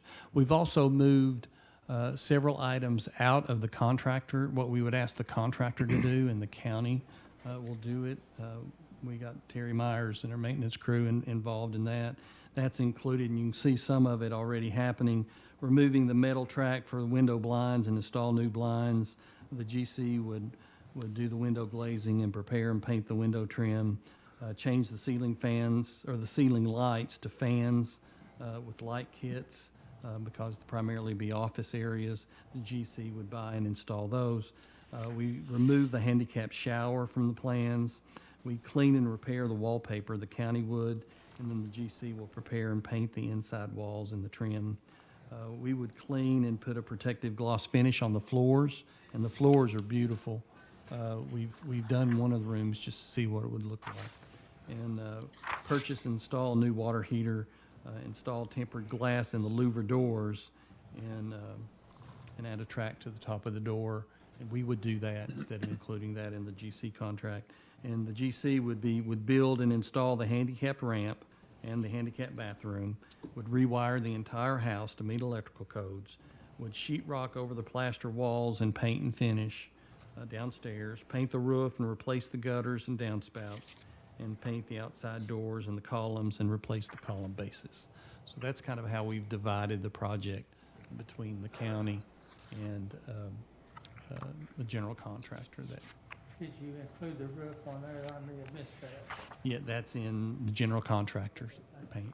When did you say that bid, you was gonna? We'll put it on the streets in October and open it in November, and bring it to you in November. Thank you, Bill, for that update. Item 4I, now for a Justice Center project update. Tony Petty.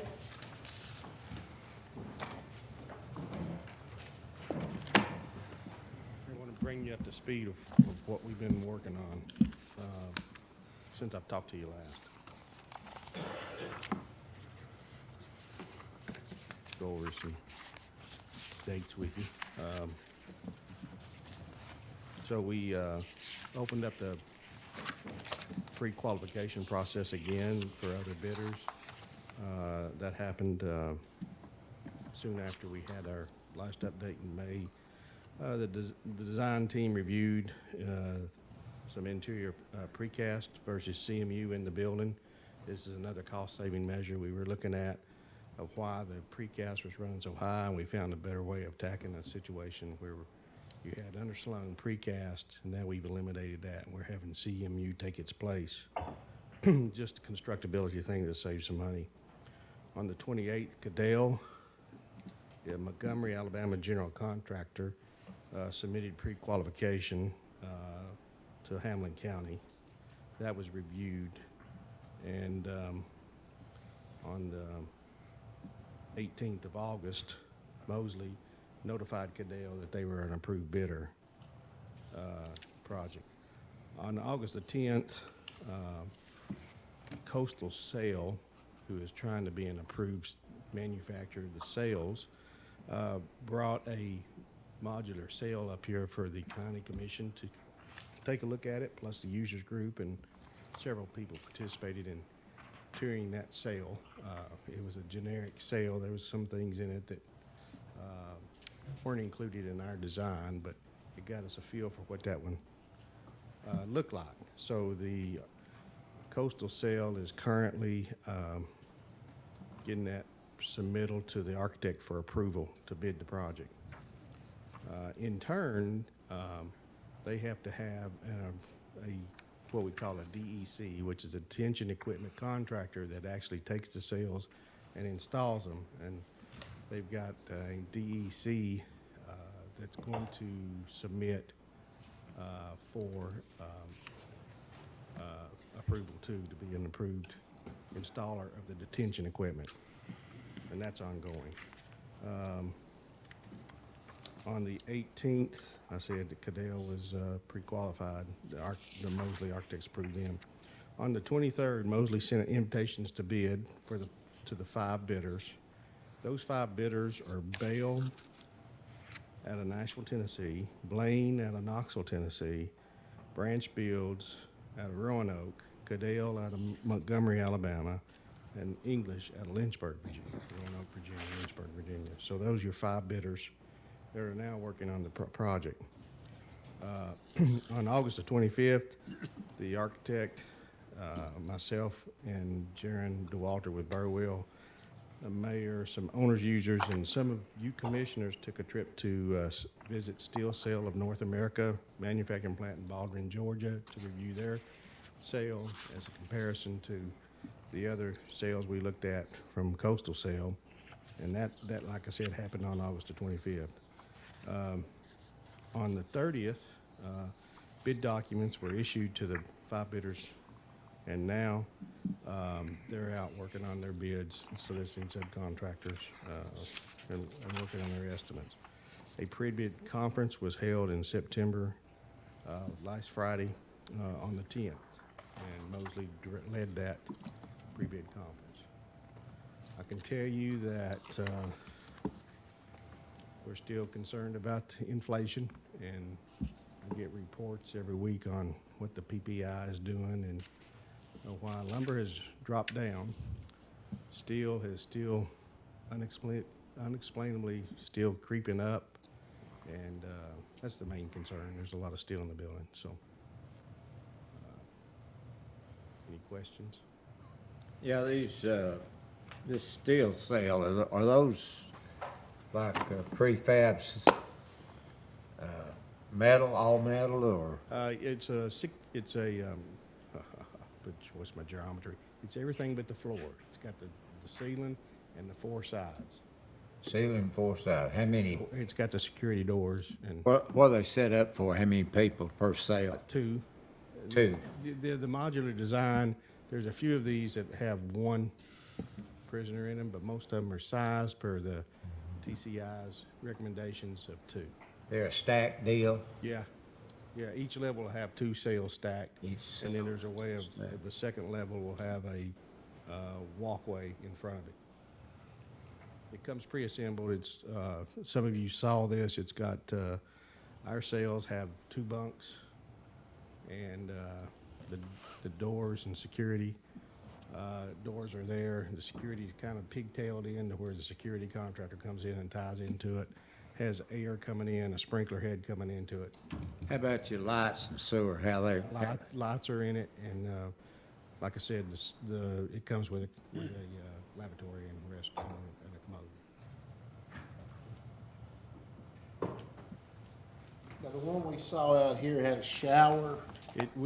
Our design does not have a shower in it, yeah. This one was kind of saying it's a do-all, can-do thing. He took it to a couple, he's still on the road. I talked to him 2 days ago, and he's showing it everywhere, so. And the architect's still under review with this. It hasn't been approved yet, but hopefully we get some more competition in the project. Same goes for the DEC. You have to have a detention equipment contractor that actually installs them, so that has to be approved too. Yes, Are the bids still set up for October the 10th? October 14th. October 14th. That did get pushed out appropriately. It was September the 30th. Just too quick, for that size project. So it's been moved to the 14th, October. It's still beating another job that's coming to the market in Sullivan County, so we're ahead of that project. Anyone else? Thank you, Mr. Pettit. Thank you. Item 5, no action is needed. That's all I had, Chairman. Thank you, Chairman Cutshaw. At this time, Chairman Cutshaw with the Personnel Committee, you're recognized. Yes, I'd like to call the Personnel Committee meeting for the September 2021. Call it to order. Is there anyone that would like to address the committee?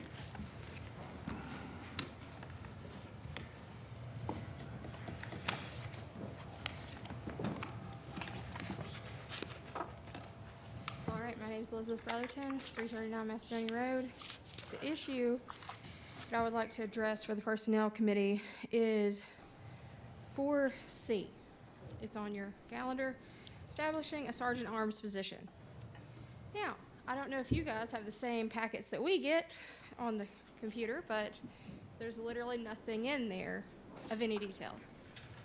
So you really don't know what you're voting on. First and foremost, there's nothing for you to vote on because there's literally nothing in there.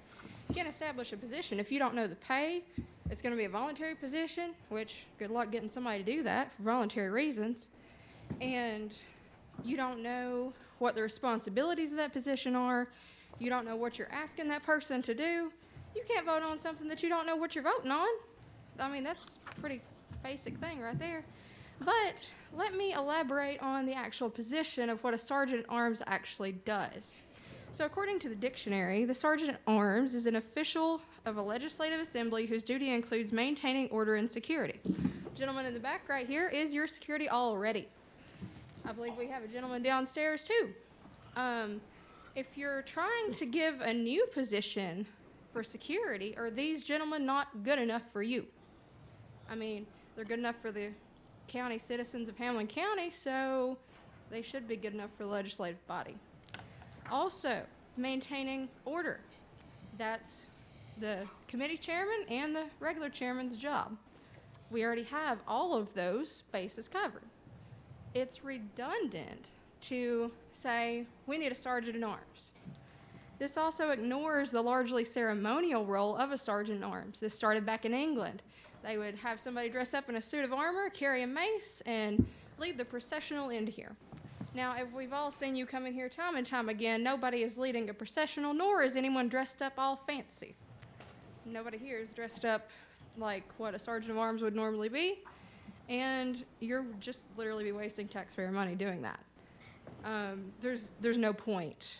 For any type of, if you're having trouble maintaining order during meetings, and this is in no way directed toward you or anybody else, but if the chairman's having trouble maintaining order, then we need to get somebody who can maintain order, not just delegate that when you've already got that responsibility to somebody else and pay them more money out of the taxpayer's pocket.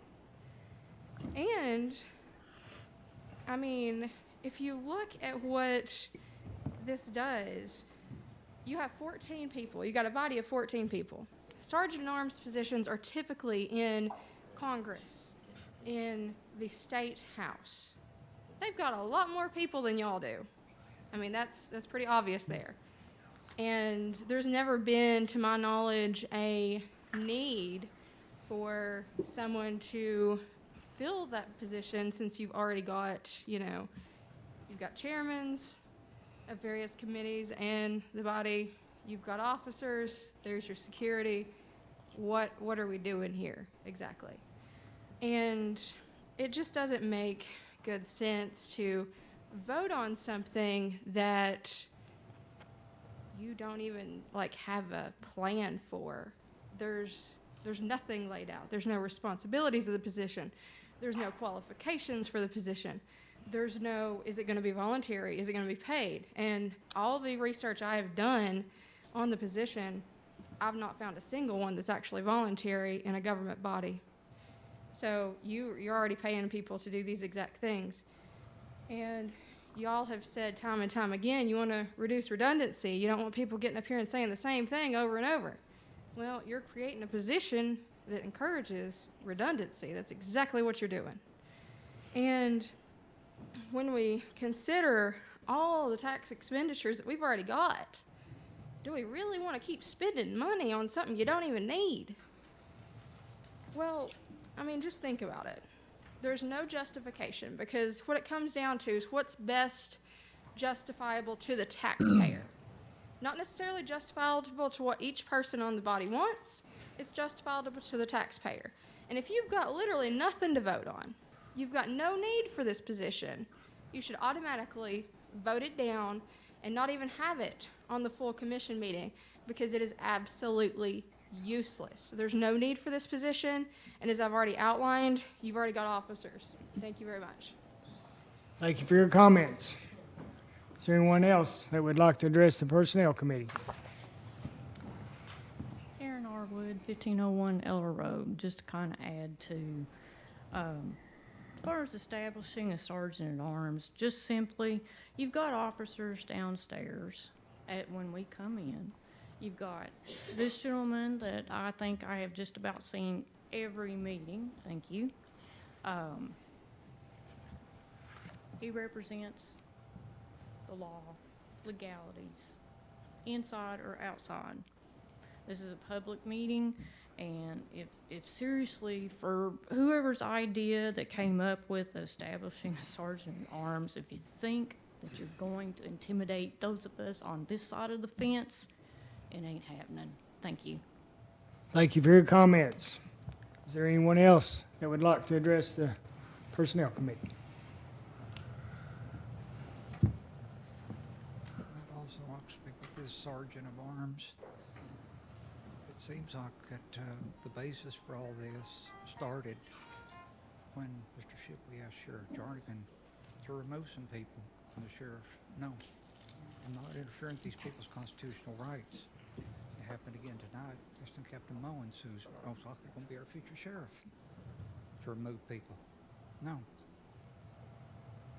You may not agree with some things that are said over here. For instance, an argument going on here over what's a placard versus something that was actually part of the shirt. Whatever it comes right down to is this is a public meeting. And the Supreme Court has ruled that there is nothing wrong with filming video in public, this public area. You're going to get into this situation where you're going to wind up in federal lawsuits. There's much easier ways of solving these things and working together than it is trying to antagonize and push something either way. Both sides need to back off. Sit down and say, hey, what can we do here? You have a right to come to this government and address a grievance. If somebody's walking in here with a placard, a banner, and waving it around, I can see that. That's outrageous. That little placard that on somebody's shirt, y'all just want to make an issue of something pushing that. You're wanting to show that you're going to do what we say. We big cheese, you little Indian, you going to follow what we say. It ain't going to work that way. Sergeant-at-Arms. We're discussing Sergeant-at-Arms. Yes. Okay. And that is why that y'all are trying to bring that in here, I think, is so that you can have your Gestapo go get that person, get them out of here. They're not following our rules. But your rules don't override the Constitution. Everything, state law, everything is inferior to that Constitution because that's our supreme law. And it trumps everything that you all would want to do. But don't try to bring your Gestapo in here because it's just going to make a matter worse. Thank you for your comments. Is there anyone else? Bonnie Bullington, 317 Stubblefield Street, Whitesburg. Really, a sergeant of arms? Have you all reduced yourselves to this? That you want to silence us and control us so much that you're going to grasp at any straw you can to show us that you have power over us.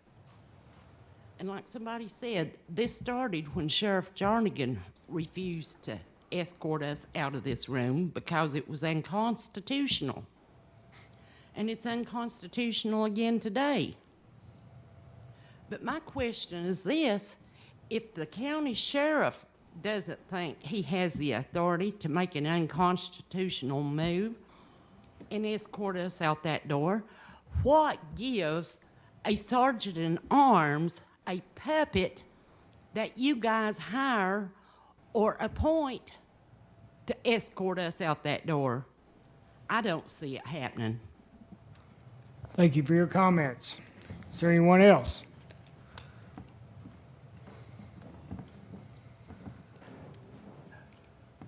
My name is Tony Strazulo, 609 East Louise Avenue.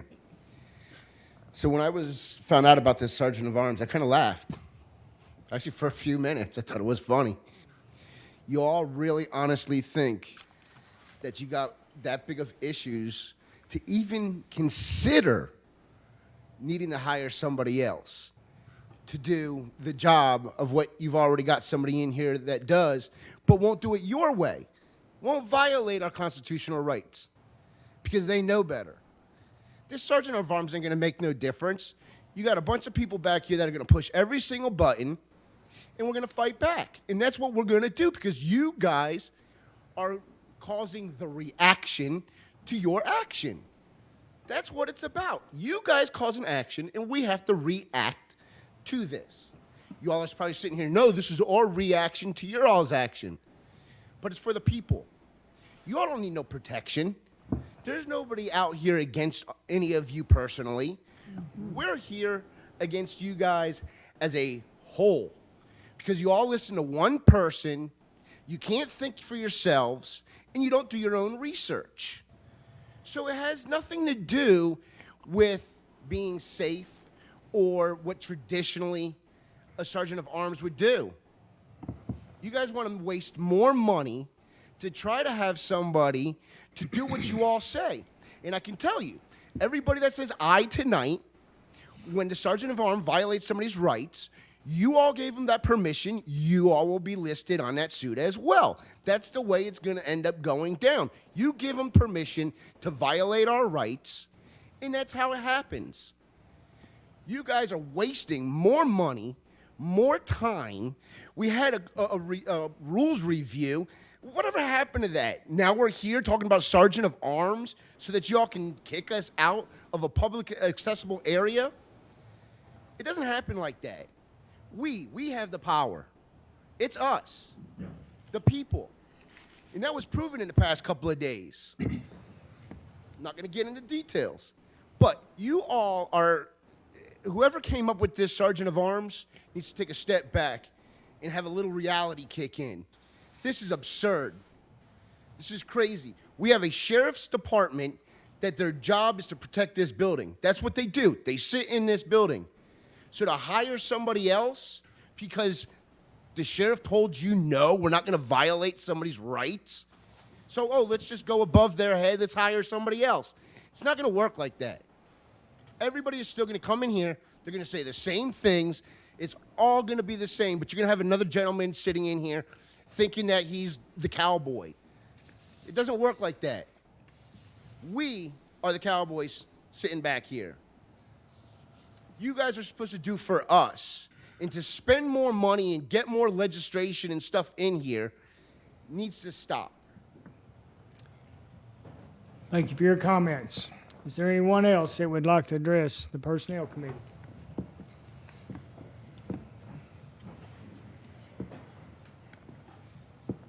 Linda Noe, 2343 Joe Stevens Road. I would assume that whoever put that on the agenda is proud of what they did, or perhaps talked to others and there was a consensus to put that on there. I know the general agenda always says prepared under the direction of Howard Shipley. I don't expect you to answer, Mr. Shipley, because you don't answer to anybody. But I would like to know somehow. It's in your committee. I know you're vice chairman, but it's in your committee. How did it get on there? You need a parliamentarian is what you need, and that was discussed in Rules Committee and Charles Curtis. So what do? You go out and say, let's get a 6'6", 250-pound guy to come in here and be our parliamentarian, not our parliamentarian, but our sergeant at arms. I'd rather see a 6'6", 250-pound parliamentarian for this group, frankly. But when are you going to own up to some of this? Things just appear, and as Ms. Arwood said and others, there's nothing behind it. You don't know who comes up with it. What is it supposed to entail? Again, let's throw this out there real quickly, not tell anybody anything. we'll discuss it and act, and boom. There should be something behind everything in your packets. And frankly, most counties, or a lot of counties, you'll see, they'll have items on the agenda and it'll say sponsored by Jonathan or Smith, sponsored by Eileen Arwine, sponsored by Wayne Neesmith. They don't have to beg and get somebody's permission to put something on there. You all were all elected, and you should have the right to put items on the agenda. And you should be proud of what you put on there, and you should put your name by it, Mr. Shipley. Thank you. Thank you for your comments. Is there anyone else that would like to address the Personnel Committee? Seeing none, we move to old business. We're going to add one item. It's COVID Relief Fund policy, which is set to expire this September the 30th of this year. Mayor, could you address that, please? Couldn't hear you, Chris. Commissioner Goins, did you hear me? Hear you fine.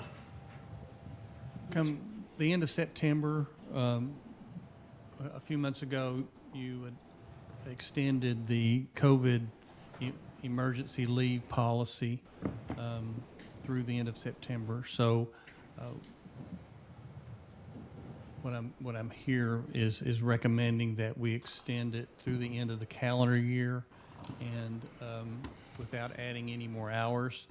We are having staff and family miss work because of COVID and the rise in the Delta virus. So we're just asking that we extend it without additional hours through the end of the calendar year. Motion to extend. Second. We have a second. Mr. Reed. Commissioner Horner was the motion, and Commissioner Reed. Any more discussion? All in favor, say aye. Aye. Anyone opposed?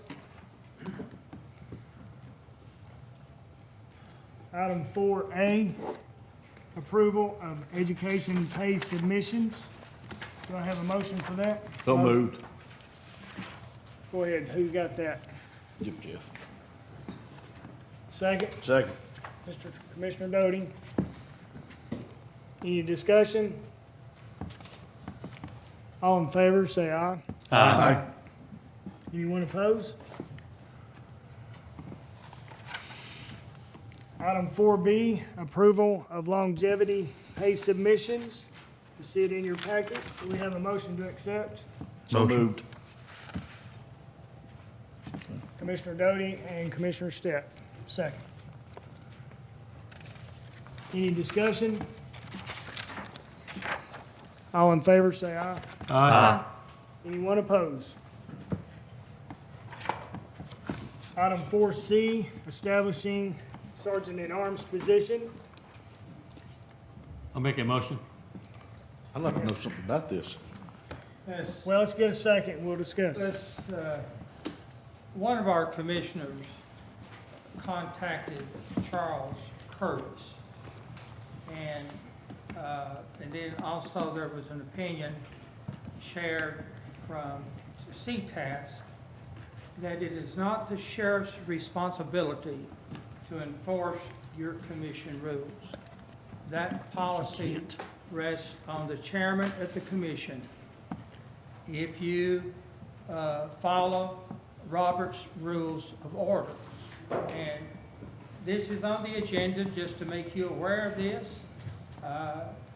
The sheriff does have some responsibilities regarding the courthouse premise, and at the meetings, he is to make sure that,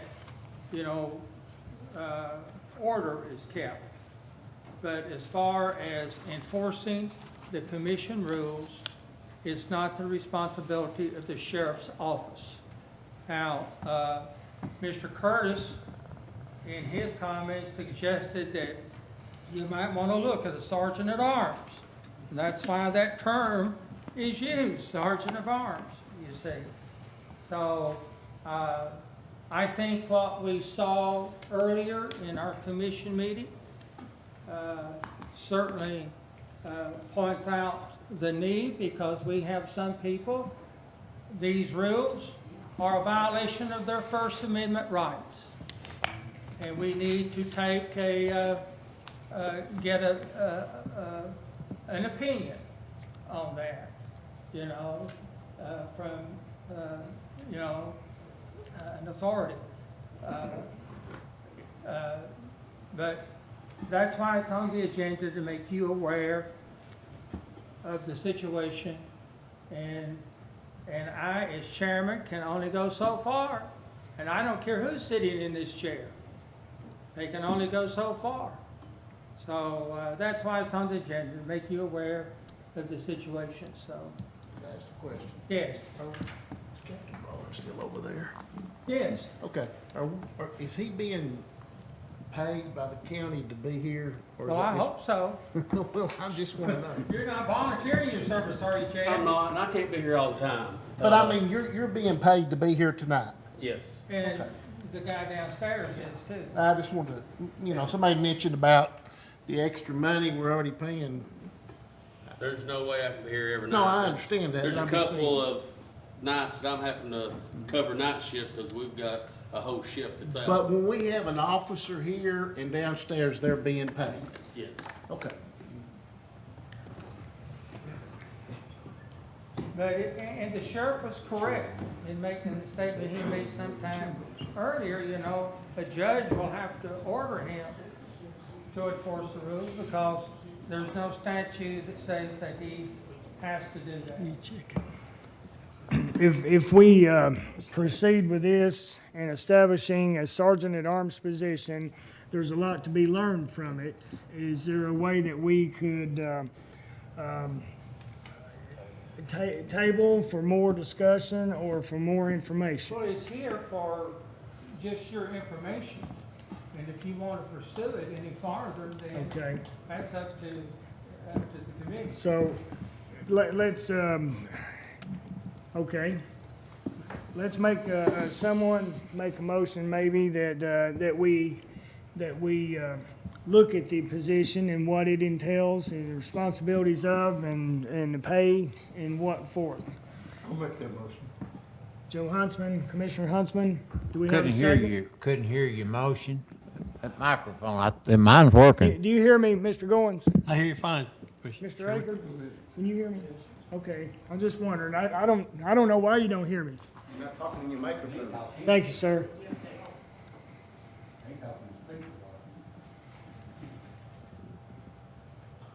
I'm not making the motion. I asked someone else to make the motion. I'm chairman of the committee. Yeah, I just made the motion to table this, motion right now for further discussion and find out why we really need a sergeant of arms. I second the Can you hear motion. me, Wayne? Can you hear me? I can hear you, Joe. You stepped up to the microphone. Thank you. Okay. Are we tabling it? Yes. The motion Part of is, this motion. the motion is, Mr. Neesmith, the motion is that we are going to table this for now to investigate what a sergeant-at-arms responsibilities, pay, all that will be. It's just opening the idea for the discussion of establishing a sergeant-at-arms. Yeah, I heard his motion and I seconded it. Any more discussion? One thing, Chairman Cutshaw, if something that needs to be looked at this as well is where the liability is going to fall when there is an issue that occurs, and there will be an issue. Right. Hey. Where the liability is going to fall, and you I know, think there's state statute that will address part of that liability issue according to CTAS response. And then also it's spelled out pretty clear that there's limits within what a sergeant of arms can do. I mean, they're not to, you know, become a bully, you know, in what they do or anything like that. But there's some depending on the response of the person that's involved, there's some state statutes where they could be arrested. and that was my other thing. Yeah. Although this is set up by the commission, will the sheriff, who is the reigning law enforcement body in the county, well, he deputized said person so that that person does have arrest powers Right. and is covered. Well, Commissioner Doty, I do believe that's going to be part of our discussion. Will this be a board certified or a post certified position, that type of thing, that maybe an off-duty officer is who mans it? There's a lot of discussion to be made here and the ideas of what it'll have. All minds clear? Everyone for establishing the discussion for Sergeant at Arms. Motion by Commissioner Huntsman, second by Commissioner Neesmith. Say aye. Aye. Anyone opposed? Chairman, that's all I have. Thank you, Chairman Cutshaw. Chairman Goins of the Public Service Committee, you're recognized. Thank you, Chairman. We'll call the Public Service Committee to order. Is there anybody who wishes to address this committee? Seeing none. Old business, T-Dot notice of completion, State Route 66. Bill? This is for your information. There's no action that needs to be taken on this. With the completion of State Route 66 that connected 160 to exit 4 out at Interstate 81, the county, part of the agreement with the state of Tennessee is the county would take on maintenance and upkeep of 2 roads. One is Valley Home Road and the other is Alpha Valley Home Road. And so TDOT has notified us that the State Route 66 project is completed. So now those 2 roads are our responsibility. And I just, the maps are in here that shows you exactly the areas that we are responsible for now.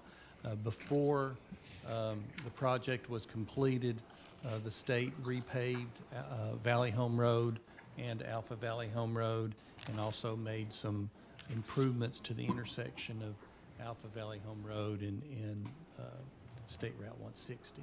So this is just to let the commission know that we are now responsible for those 2. Bill, have we looked at what it's gonna cost us to mow that and scrape the snow off of it? Do we have any kind of how much more this is gonna cost us to do them 2 roads? No, we haven't. There'll be money involved in it. Yes.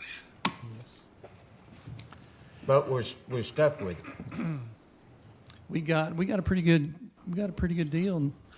Oh, yeah. Though, with the new highway.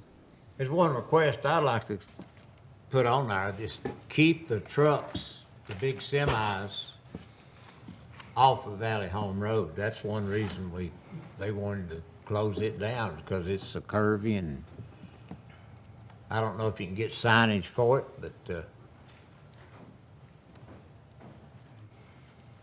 I'll look into that. the reason I said that, I was out there today, and here comes one like a. I've discussed that with Barry Pooh before, and there's not a road in Hamilton County that's, has a weight limit to it. He says that be allowed to be off of. Well, if he don't have a drop-off on that road, he's got a lot better road going down and hitting 160. You won't have to worry about them curves and running over the cow and stuff. In the design of 66, where you see the J-turns around the connection with Alpha Valley Home Road, that the idea behind the J-turns is to keep the trucks, the big trucks, from going down Alpha Valley Home Road, and to stay on 66 and hit 160 and go. So that was part of the design. Yeah. The Valley Home Road, I'm not sure what we can do about that.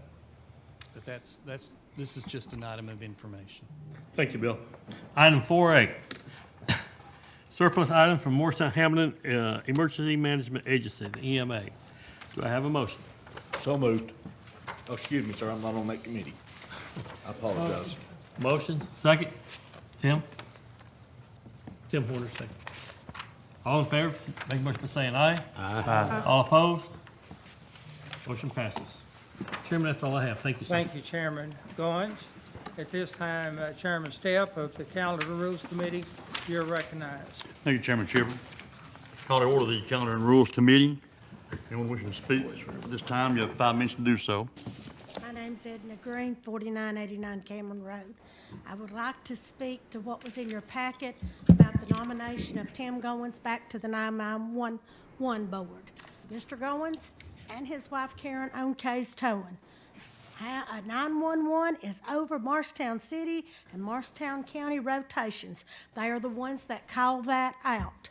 And according to the MTAS report, they make the towing regulations and the towing rules. It looks improper because they own a towing company, and I'd like to register my thoughts, and you just need to check it. Thank you. Thank you. Anyone else?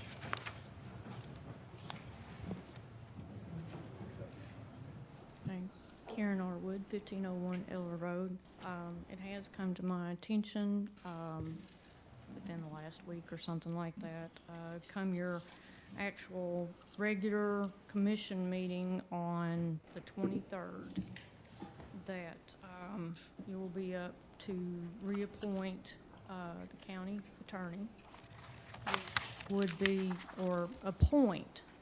I would voice an opinion to not reappoint Chris Capps.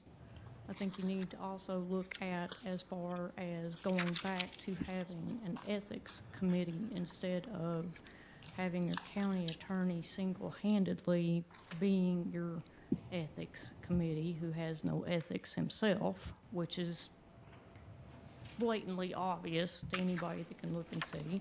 And I would also like to, for reappointment or whatever, as far as your overall chairman, committee chairman, which is currently Howard Shipley, that you consider another one amongst yourselves to not reappoint him, especially in, and each and every one of you know, I sent you a personal email, all of you, showing the laughter and making fun of, well, those that don't get a COVID vaccination will be seeing them in a funeral home, and that was your chairman.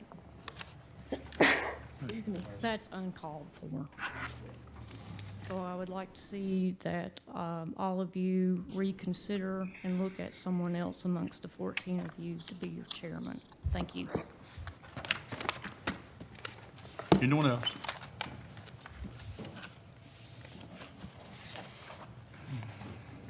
Bonnie Bullington, 317 Stubblefield Street, Whitesburg. I just want to back up what Karen just said. Attorney Capps, since I've been coming to these meetings, has shown me to be a bumbling idiot, nothing more. Mr. Chairman. Ma'am, we will not hear that kind of conversation, Excuse please. me. No, excuse me. I will not hear that about anyone on a commission or a county employee from you. If you do that again, I'll ask you to sit down. Okay, I'll wait, do that outside. But he has acted unprofessionally. You folks need a county attorney that you can be proud of and that will cover your back, have your backs. You don't have it. The taxpayers need a county attorney that's interest is working for them. We don't have it. And then I've also got to agree with Karen about Commissioner Shipley. When I saw what was said on that video and the fact that you laughed about it, that's reprehensible. It's disgusting. And you have no right to sit up there and make remarks about that, like that, about the taxpayers of this county. It's just, you guys are always talking about us, trying to control us. But the things you do, you never see that you do anything wrong. Never. You've got to learn that you're not gods. You're human beings. You're capable of making mistakes. But when you make a mistake, be a man or a woman and admit it. Anyone else?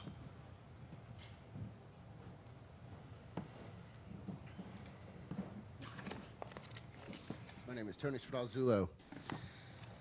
So back to Chris Capps. He's definitely not the one to continue to be the county attorney. He's been here way too long and doesn't know enough for the time he spent here. He himself has given bad advice to people that need honest answers, whether or not they want to hear that or not. You guys need somebody that you can call, that you can get a direct reply on, and not beat around the bush. Because if you all aren't calling anybody, there's issues on that. Mayor Bill Britton, I don't know whether or not he contacted Chris Capps or not, and we'll find that out through the emails. But the mayor told the lady at the Hamlin County Health Department to have me stand in a box to record. In a box. In a box. That violates every First Amendment of everything, to have somebody stand in a box on public property. And if that man didn't call and get somebody to inform him that that's not legal, and if he did, that's more of a reason to get rid of this guy.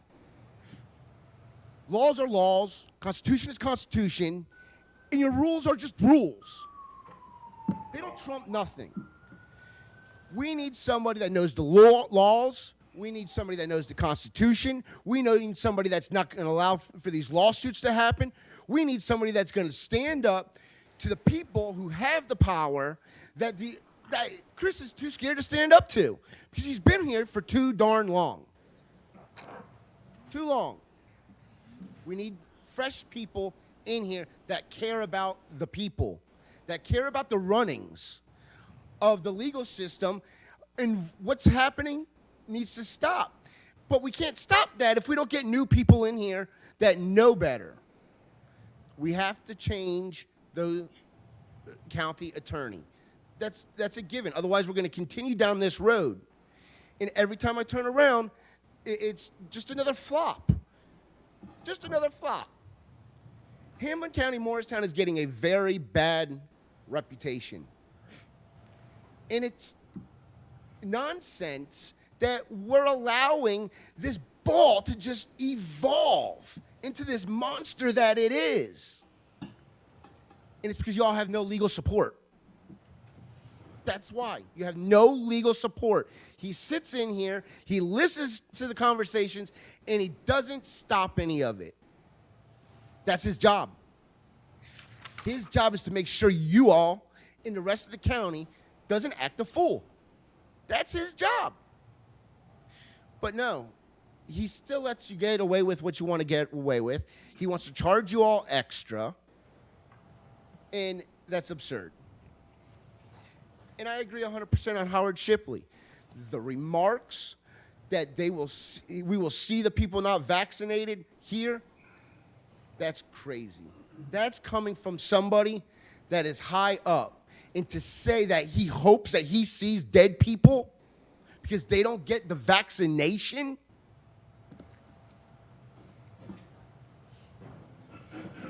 Anyone else?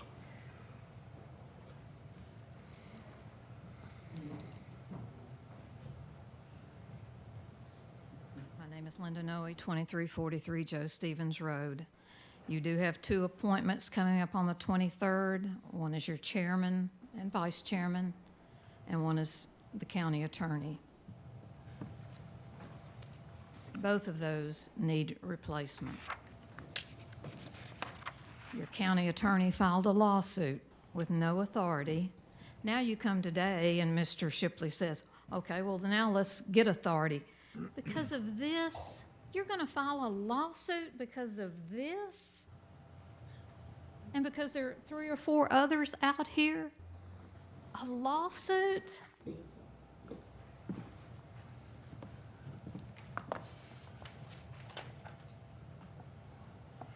Then during that October 2020 hearing on Mr. Shipley's lawsuit, represented by the county attorney, county attorney stood right here and lied to Judge Boniface. He said, I did not bill the county for Mr. Shipley's lawsuit. That was an out and out lie to an officer of the court, to the judge, or by the officer of the court to the judge. All he had to say, and he knew it, all he had to say was, I made a mistake. I did bill the county, but I'm going to go make it right.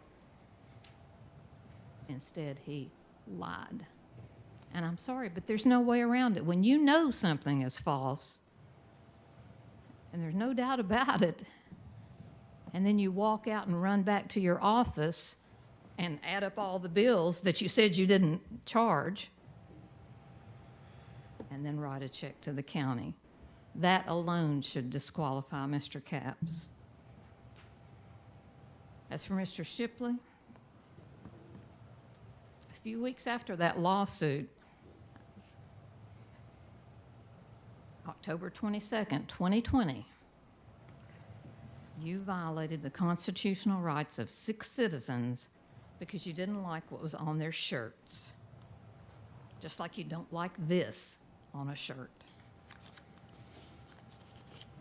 What's bad is you used law enforcement. You told Mr. Kelly downstairs, stop those people wearing those shirts and make them remove them or turn them inside out. Don't let them come to the meeting unless they do that. And he did what you asked, just like probably the sergeant at arms will do. But what I'm here about is you signed an apology or a statement that said, admitted what you had done. You had told Mr. Kelly to do this, and you had exceeded your authority, and you had violated the constitutional rights of those 6 citizens that day.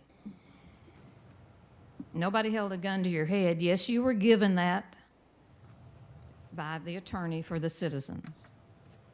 You didn't have to sign it. In fact, it said if you had any questions, call. You signed that. Your signature means nothing.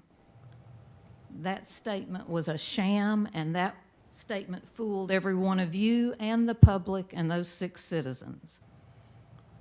And that censure that you voted for your own censure because, whereas you had violated the First Amendment rights,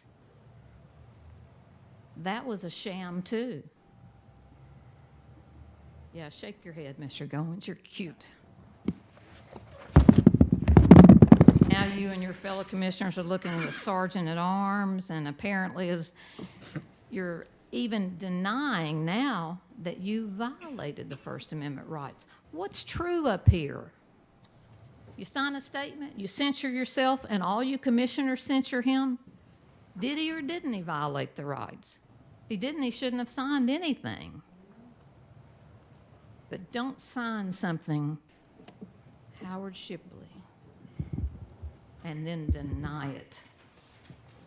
4 months later, Mr. Capps denied it, and now we're in August of 2021, and your new attorney for your Open Meetings Act lawsuit has denied that you violated the First Amendment rights.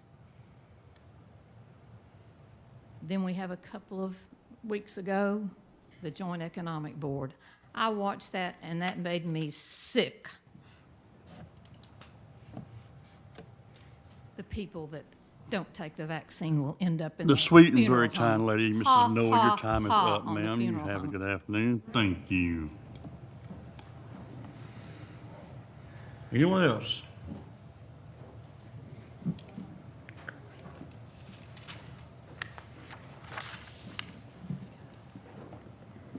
Holden, 8150 West Point Drive. What does this hurt? This just tells the truth.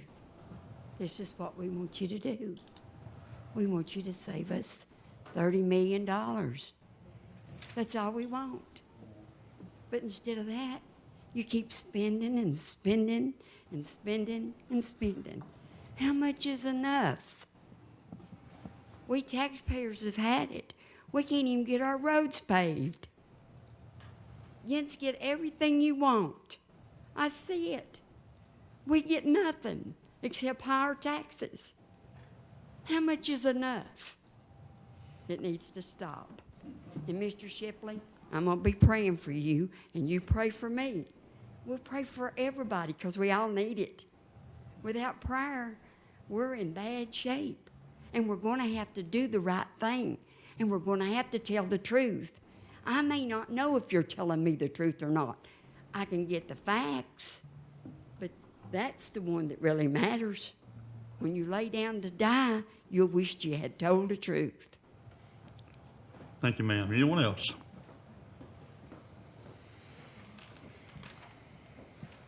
Harold R. Woodell Road.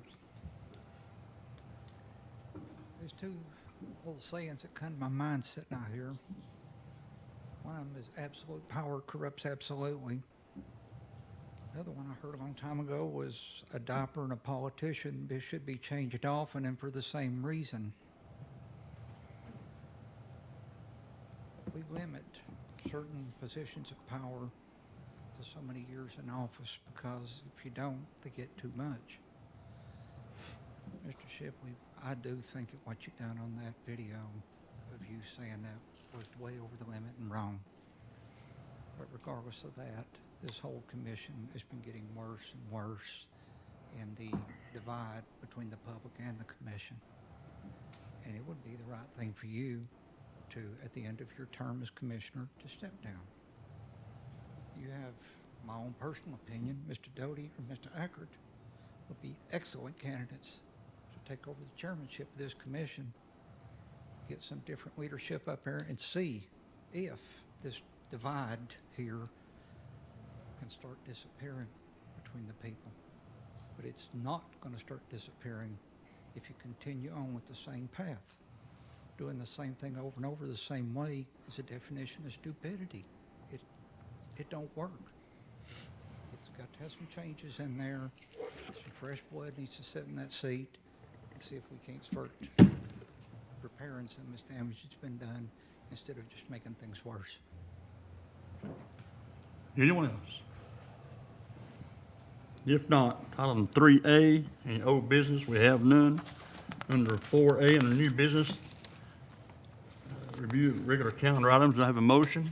We need to add the COVID relief thing on the Public Service Committee. With the addition of COVID relief Personnel Committee. Personnel. under personnel. Personnel Committee. Do we need to remove the sergeant at arms? Yes, change that to table. It was tabled, so you don't need to, We need to take it off. On regular Yeah. calendar, yeah. and also removal of As sergeant at well arms. as some of the other items of information will be taken off. Anything else? Do I have a motion? So moved. Thomas Doty, motion, second. Second. Second by Tim Goins. Any discussion? Any more discussion? All approved, say aye. Aye. Any opposed? I'm sorry, I'm not on it. That committee. Whoop. Back up. I'll second. He's not on that. My apologies. We'll back up. Wrong Tim. I have a second. No problem. Tim Goins. Tim Horner, was second. Okay, let's do this again. All approved, say aye. Aye. Any opposed? Motion passes. Item 4B, review of consent calendar items. Do I have a motion? So moved. Tim Horner, I'll second that. Eileen, second. Any other discussion? All approved, say aye. Aye. Any opposed? Motion passes, Chairman. That's all I have. Thank you, Chairman Stepp. I'd like to remind you to please keep your notebooks here so that Trish can update them for our meeting on the 23rd. We stand adjourned.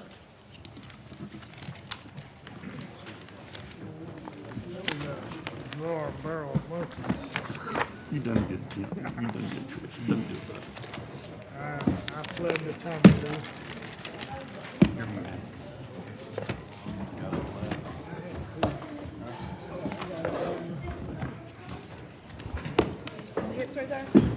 Hey, hey.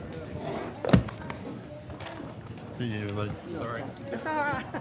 I'm just trying to get my purse.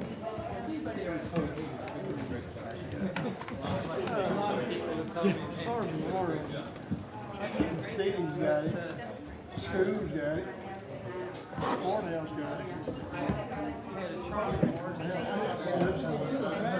People come in here and call trouble. Call trouble. City's got two, we got one right